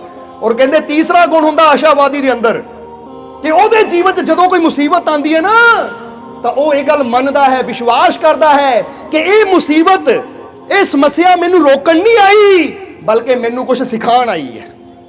ਕਿਉਂਕਿ ਸਮੱਸਿਆ ਸਾਨੂੰ ਰੋਕ ਵੀ ਸਕਦੀ ਹੈ ਤਾਂ ਸਾਨੂੰ ਸਿਖਾ ਵੀ ਸਕਦੀ ਹੈ। ਜਿਹੜੇ ਨਿਰਾਸ਼ਾਵਾਦੀ ਹੁੰਦੇ ਹੈ ਉਹ ਰੁਕ ਜਾਂਦੇ ਹੈ, ਤਾਂ ਜਿਹੜੇ ਆਸ਼ਾਵਾਦੀ ਹੁੰਦੇ ਹੈ ਉਹ ਕਹਿੰਦੇ ਅਗਰ ਇਹ ਸਮੱਸਿਆ ਆਈ ਹੈ ਨਾ, ਤਾਂ ਮੈਂ ਇਹ ਤੋਂ ਵੀ ਸਿੱਖ ਸਕਦਾ ਹਾਂ, ਔਰ ਇਹ ਤੋਂ ਸਿੱਖ ਕੇ ਮੈਂ ਹੋਰ ਵੀ ਕਾਮਯਾਬ ਹੋ ਸਕਦਾ ਹਾਂ। ਇਹਨੂੰ ਕਿੱਦਾਂ ਪਾਰ ਕਰਨਾ ਹੈ, ਬੋਲੋ ਸਮਝਦੇ ਹੋ ਕਿ ਨਹੀਂ? ਜਿੱਦਾਂ ਨੂੰ ਫਰਜ਼ ਕਰੋ ਪਹਿਲਾਂ ਟਾਈਪਰਾਈਟਰ ਚੱਲਦੇ ਸੀ, ਟਾਈਪਰਾਈਟਰ ਹੁੰਦੇ ਸੀ ਨਾ ਟਾਈਪ ਕਰਨਾ, ਫਿਰ ਕੰਪਿਊਟਰ ਆ ਗਏ ਕੀਬੋਰਡ ਵਾਲੇ। ਤਾਂ ਇੱਕ ਹੁਸ਼ਿਆਰਪੁਰੀ ਸੀ ਆਦਮੀ, ਇੱਕ ਬੈਂਕ 'ਚ ਲੱਗਾ ਹੋਇਆ। ਜਦੋਂ ਪਹਿਲਾਂ ਨਵਾਂ ਬੈਂਕ ਨੇ ਨਾ ਟਾਈਪਰਾਈਟਰ ਛੱਡ ਕੇ ਕੰਪਿਊਟਰ ਲਿਆਂਦੇ, ਜੋ ਕਿ ਕੀਬੋਰਡ ਵਾਲੇ ਕੰਪਿਊਟਰ ਸੀ, ਨਵੇਂ ਆਏ ਉਸ ਵੇਲੇ, ਕਿਉਂਕਿ ਉਸ ਵੇਲੇ ਦੂਜੀਆਂ ਸਕਰੀਨਾਂ ਹੁੰਦੀਆਂ ਸੀ, ਅੱਜ ਕੱਲ੍ਹ ਤਾਂ ਲੈਪਟਾਪ ਹੈ। ਤਾਂ ਉਸ ਵੇਲੇ ਉਹ ਆਇਆ, ਕਹਿੰਦਾ ਮਾਲਕੋ ਬੜੀ ਸਮੱਸਿਆ ਆ ਗਈ, ਮੈਂ ਤਾਂ ਟਾਈਪਰਾਈਟਰ ਚਲਾਉਂਦਾ ਹੈ, ਕੰਪਿਊਟਰ ਚਲਾਉਣਾ ਮੈਨੂੰ ਆਉਂਦਾ ਨਹੀਂ, ਲੱਗਦਾ ਮੇਰੀ ਨੌਕਰੀ ਚਲੀ ਜਾਣੀ ਹੈ, ਲੱਗਦਾ ਮੇਰੀ ਨੌਕਰੀ ਚਲੀ ਜਾਣੀ ਹੈ, ਕਿਉਂਕਿ ਇਹ ਕੰਮ ਤਾਂ ਮੈਨੂੰ ਆਉਂਦਾ ਹੀ ਨਹੀਂ। ਔਰ ਬੈਂਕਾਂ ਵਾਲਿਆਂ ਨੇ ਕਹਿਤਾ ਇਹ ਜ਼ਰੂਰੀ ਹੈ। ਉਹ ਕਿ ਸਮੱਸਿਆ ਕੀ ਹੈ? ਇਹ ਸਮੱਸਿਆ ਨਹੀਂ ਹੈ ਕਿ ਨੌਕਰੀ ਚਲੀ ਜਾਣੀ ਹੈ। 2 ਹਫ਼ਤੇ ਕਲਾਸ ਲਾਓ ਕੰਪਿਊਟਰ ਸਿੱਖਣ ਦੀ, ਤਾਂ ਜਿਹੜੀ ਚੀਜ਼ ਨਹੀਂ ਆਉਂਦੀ ਉਹ ਸਮੱਸਿਆ ਲੱਗਦੀ, ਜਦੋਂ ਆ ਜਾਂਦੀ ਤਾਂ ਉਹੀ ਆਨੰਦ ਦੇਣਾ ਸ਼ੁਰੂ ਕਰ ਦਿੰਦੀ ਹੈ। ਉਹਨਾਂ ਕਿਹਾ ਗੱਲ ਤਾਂ ਠੀਕ ਹੈ। ਉਹਨਾਂ 2-3 ਹਫ਼ਤੇ ਜਾ ਕੇ ਮਿਹਨਤ ਕੀਤੀ, ਕਲਾਸ ਲਾਈ, ਤੇਰਾ ਹੁਣ ਗੌਰ ਕਰਨਾ, ਜਦੋਂ ਕਲਾਸ ਲਾਈ ਤਾਂ ਕਲਾਸ ਲਾਉਣ ਤੋਂ ਬਾਅਦ ਉਹ ਬੈਠਾ ਕੰਪਿਊਟਰ ਤੇ ਕੰਮ ਕਰਦਾ ਹੈ। ਤਾਂ ਫਿਰ ਹੁਣ ਪਿਛਲੇ ਸਾਲ ਉਹਦੀ 2 ਸਾਲ ਪਹਿਲਾਂ ਰਿਟਾਇਰਮੈਂਟ ਹੋਈ ਹੈ, ਪਰ ਰਿਟਾਇਰ ਹੋਣ ਤੋਂ ਪਹਿਲਾਂ ਉਹ ਹੈਡ, ਜਿੱਦਾਂ ਕਹਿੰਦੇ ਨਾ ਮੈਨੇਜਰ ਬੈਂਕ ਦਾ ਬਣਿਆ। ਔਰ ਉਸ ਵੇਲੇ ਉਹ ਕਹਿੰਦਾ ਮਾਲਕੋ ਉਸ ਦਿਨ ਉਹ 2 ਹਫ਼ਤੇ ਲਾ ਕੇ ਜੋ ਮੈਂ ਹੁਨਰ ਸਿੱਖ ਲਿਆ ਉਹ ਅੱਜ ਤੱਕ ਮੇਰੇ ਕੰਮ ਆ ਰਿਹਾ ਹੈ। ਸੋ ਦੱਸਣਾ ਕੀ ਚਾਹੁੰਦੇ ਆ, ਕੋਈ ਚੀਜ਼ ਜਦੋਂ ਲੱਗਦੀ ਹੈ ਸਾਨੂੰ ਸਮੱਸਿਆ, ਉਹ ਸਮੱਸਿਆ ਨਹੀਂ ਹੈ, ਬਲਕਿ ਅਗਰ ਅਸੀਂ ਉਹਦੇ ਬਾਰੇ ਸਿੱਖ ਲਈਏ, ਸਮਝ ਲਈਏ। ਜਿੱਦਾਂ ਹੀ ਕਈ ਵਾਰ ਦੱਸਦੇ ਜੀ ਗੱਡੀ ਸਾਡੇ ਘਰ 'ਚ ਹੈ ਤਾਂ ਬੰਦਾ ਕਹਿੰਦਾ ਮੈਨੂੰ ਗੱਡੀ ਚਲਾਣੀ ਨਹੀਂ ਆਉਂਦੀ, ਸਮੱਸਿਆ ਹੈ। ਤਾਂ ਜ਼ਰਾ ਗੌਰ ਕਰਨਾ, ਉਹ ਸਮੱਸਿਆ ਨਹੀਂ ਹੈ, ਗੱਡੀ ਚਲਾਣੀ ਸਿੱਖ ਲਓ। ਜਦੋਂ ਸਿੱਖ ਲਈ ਤਾਂ ਉਹ ਤਾਂ ਬਹੁਤ ਫਾਇਦਾ ਦੇਗੀ, ਬਹੁਤ ਲਾਭ ਦੇਗੀ ਤੁਹਾਨੂੰ। ਕਿਉਂਕਿ ਕੋਈ ਵੀ ਚੀਜ਼ ਸਮੱਸਿਆ ਸਾਨੂੰ ਉਦੋਂ ਲੱਗਦੀ ਜਦੋਂ ਸਾਨੂੰ ਉਹਦੇ ਬਾਰੇ ਜਾਣਕਾਰੀ ਨਹੀਂ ਹੁੰਦੀ। ਜਦੋਂ ਸਿੱਖ ਲੈਂਦੇ ਆ ਤਾਂ ਉਹੀ ਚੀਜ਼ ਸਾਨੂੰ ਲਾਭ ਦੇਣਾ ਸ਼ੁਰੂ ਕਰ ਦਿੰਦੀ ਹੈ। ਇਸ ਲਈ ਜੀਵਨ 'ਚ ਕੋਈ ਵੀ ਸਮੱਸਿਆ ਆਉਂਦੀ ਹੈ ਤਾਂ ਯਾਦ ਰੱਖੋ, ਉਹ ਸਮੱਸਿਆ ਤੁਹਾਨੂੰ ਰੋਕਣ ਨਹੀਂ ਆਉਂਦੀ। ਆਸ਼ਾਵਾਦੀ ਇਨਸਾਨ ਕਹਿੰਦਾ ਹੈ ਕਿ ਸਮੱਸਿਆ ਹੈ ਤਾਂ ਮੈਨੂੰ ਰੋਕਣ ਨਹੀਂ ਆਈ, ਬਲਕਿ ਮੈਨੂੰ ਕੁਝ ਸਿਖਾਉਣ ਆਈ ਹੈ। ਔਰ ਸਿੱਖ ਕੇ ਮੈਂ ਅੱਗੇ ਨਾਲੋਂ ਹੋਰ ਜ਼ਿਆਦਾ ਗੁਣਵਾਨ ਹੋ ਸਕਦਾ ਹਾਂ, ਹੋਰ ਜ਼ਿਆਦਾ ਅੱਗੇ ਵੱਧ ਸਕਦਾ ਹਾਂ। ਕਿਉਂਕਿ ਜਿੰਨਾ ਇਨਸਾਨ ਸਿੱਖਦਾ ਚਲਾ ਜਾਂਦਾ ਹੈ ਉਨਾ ਇਨਸਾਨ ਅੱਗੇ ਵੱਧਦਾ ਚਲਾ ਜਾਂਦਾ ਹੈ। ਔਰ ਉਹ ਕਹਿੰਦੇ ਆਸ਼ਾਵਾਦੀ ਦੀ ਚੌਥੀ ਨਿਸ਼ਾਨੀ ਕਿਹੜੀ ਹੁੰਦੀ ਹੈ, ਜ਼ਰਾ ਧਿਆਨ ਦੇਣਾ। ਚੌਥੀ ਨਿਸ਼ਾਨੀ ਇਹ ਹੁੰਦੀ ਹੈ ਕਿ ਆਸ਼ਾਵਾਦੀ ਕਦੀ ਪਿੱਛੇ ਨਹੀਂ ਦੇਖਦਾ, ਉਹ ਹਮੇਸ਼ਾ ਅੱਗੇ ਦੇਖਦਾ ਹੈ ਔਰ ਵਿਸ਼ਵਾਸ ਨਾਲ ਕਦਮ ਵਧਾਉਂਦਾ ਹੈ। ਇਹਦਾ ਮਤਲਬ ਕੀ ਹੈ? ਹੁਣ ਤੁਸੀਂ ਕਹਿੰਦੇ ਅਸੀਂ ਵੀ ਤਾਂ ਅੱਗੇ ਦੇਖ ਕੇ ਚੱਲਦੇ ਹਾਂ, ਤਾਂ ਉਹ ਅੱਗੇ ਆਹ ਦੇਖਣਾ ਨਹੀਂ ਹੈ। ਕਿਉਂਕਿ ਬਹੁਤ ਇਨਸਾਨ ਇਦਾਂ ਦੇ ਹੁੰਦੇ ਜਿਹੜੇ ਪਿਛਲੇ ਜੀਵਨ ਬਾਰੇ ਸੋਚਦੇ ਰਹਿੰਦੇ ਆ, ਮੇਰੇ ਨਾਲ ਆਹ ਹੋ ਗਿਆ, ਮੇਰੇ ਨਾਲ ਇੱਥੇ ਨੁਕਸਾਨ ਹੋ ਗਿਆ, ਮੇਰਾ ਆਹ ਮਾੜਾ ਹੋ ਗਿਆ, ਮੈਨੂੰ ਆਹ ਧੋਖਾ ਦੇ ਗਿਆ, ਕਿਸੇ ਨੇ ਮੇਰੀ ਬੇਇੱਜ਼ਤੀ ਕਰ ਦਿੱਤੀ, ਕਿਸੇ ਨੇ ਮੈਨੂੰ ਇਹ ਕਰ ਦਿੱਤਾ, ਉਹ ਕਰ ਦਿੱਤਾ। ਉਹ ਉਹਨਾਂ ਚੀਜ਼ਾਂ ਬਾਰੇ ਸੋਚਦੇ ਰਹਿੰਦੇ ਆ ਔਰ ਆਪਣੇ ਜੀਵਨ ਨੂੰ ਅੱਜ ਵੀ ਦੁਖੀ ਕਰਦੇ ਰਹਿੰਦੇ ਆ, ਸੋਚ ਕੇ। ਨੁਕਸਾਨ ਉਦੋਂ ਹੋਇਆ ਸੀ, ਅੱਜ ਵੀ ਸੋਚ ਕੇ ਦੁਖੀ ਹੁੰਦੇ ਰਹਿੰਦੇ ਆ। ਆਸ਼ਾਵਾਦੀ ਕੀ ਕਹਿੰਦਾ ਹੈ? ਉਹ ਕਹਿੰਦਾ ਜੋ ਪਿੱਛੇ ਨੁਕਸਾਨ ਹੋ ਗਿਆ ਕੋਈ ਗੱਲ ਨਹੀਂ, ਹੁਣ ਮੈਂ ਵਿਸ਼ਵਾਸ ਨਾਲ ਅੱਗੇ ਕਦਮ ਵਧਾਣਾ ਹੈ। ਕਿਉਂਕਿ ਪਤਾ ਹੈ ਨੁਕਸਾਨ ਪਿੱਛੇ ਹੈ ਤਾਂ ਕਾਮਯਾਬੀ ਹਮੇਸ਼ਾ ਅੱਗੇ ਹੈ, ਖੁਸ਼ੀਆਂ ਹਮੇਸ਼ਾ ਅੱਗੇ ਹੈ, ਸਫਲਤਾ ਹਮੇਸ਼ਾ ਅੱਗੇ ਹੈ। ਕਿਉਂਕਿ ਸਫਲਤਾ ਕਦੀ ਪਿੱਛੇ ਨਹੀਂ ਹੁੰਦੀ, ਇਹ ਗੱਲ ਯਾਦ ਰੱਖਿਓ ਹਮੇਸ਼ਾ। ਇੱਕ ਬੱਚਾ ਚੌਥੀ 'ਚ ਪੜ੍ਹ ਰਿਹਾ ਹੈ, ਉਹਨਾਂ 12ਵੀਂ 'ਚ ਪਹੁੰਚਣਾ ਹੈ ਜਾਂ BA ਕਰਨੀ ਹੈ, ਤਾਂ ਉਹ ਸਫਲਤਾ ਪਿੱਛੇ ਨਹੀਂ ਹੈ, ਉਹ ਸਫਲਤਾ ਅੱਗੇ ਹੈ।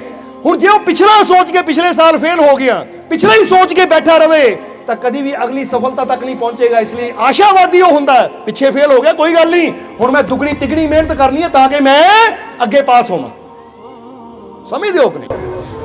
ਔਰ ਜਿੱਦਾਂ ਦੱਸਿਆ ਪਹਿਲਾ ਗੁਣ, ਕਾਸ਼ ਸਾਡੇ ਸਾਰੇ ਅੰਦਰ ਇਹ ਪਹਿਲਾ ਗੁਣ ਪੈਦਾ ਹੋ ਜਾਵੇ ਕਿ ਆਸ਼ਾਵਾਦੀ ਇਨਸਾਨ ਹਰ ਹਾਲਾਤ ਵਿੱਚ ਅੱਛਾ ਦੇਖਣ ਦੀ ਕੋਸ਼ਿਸ਼ ਕਰਦੇ ਹੈ, ਅੱਛਾ ਸੋਚਣ ਦੀ ਕੋਸ਼ਿਸ਼ ਕਰਦੇ ਹੈ।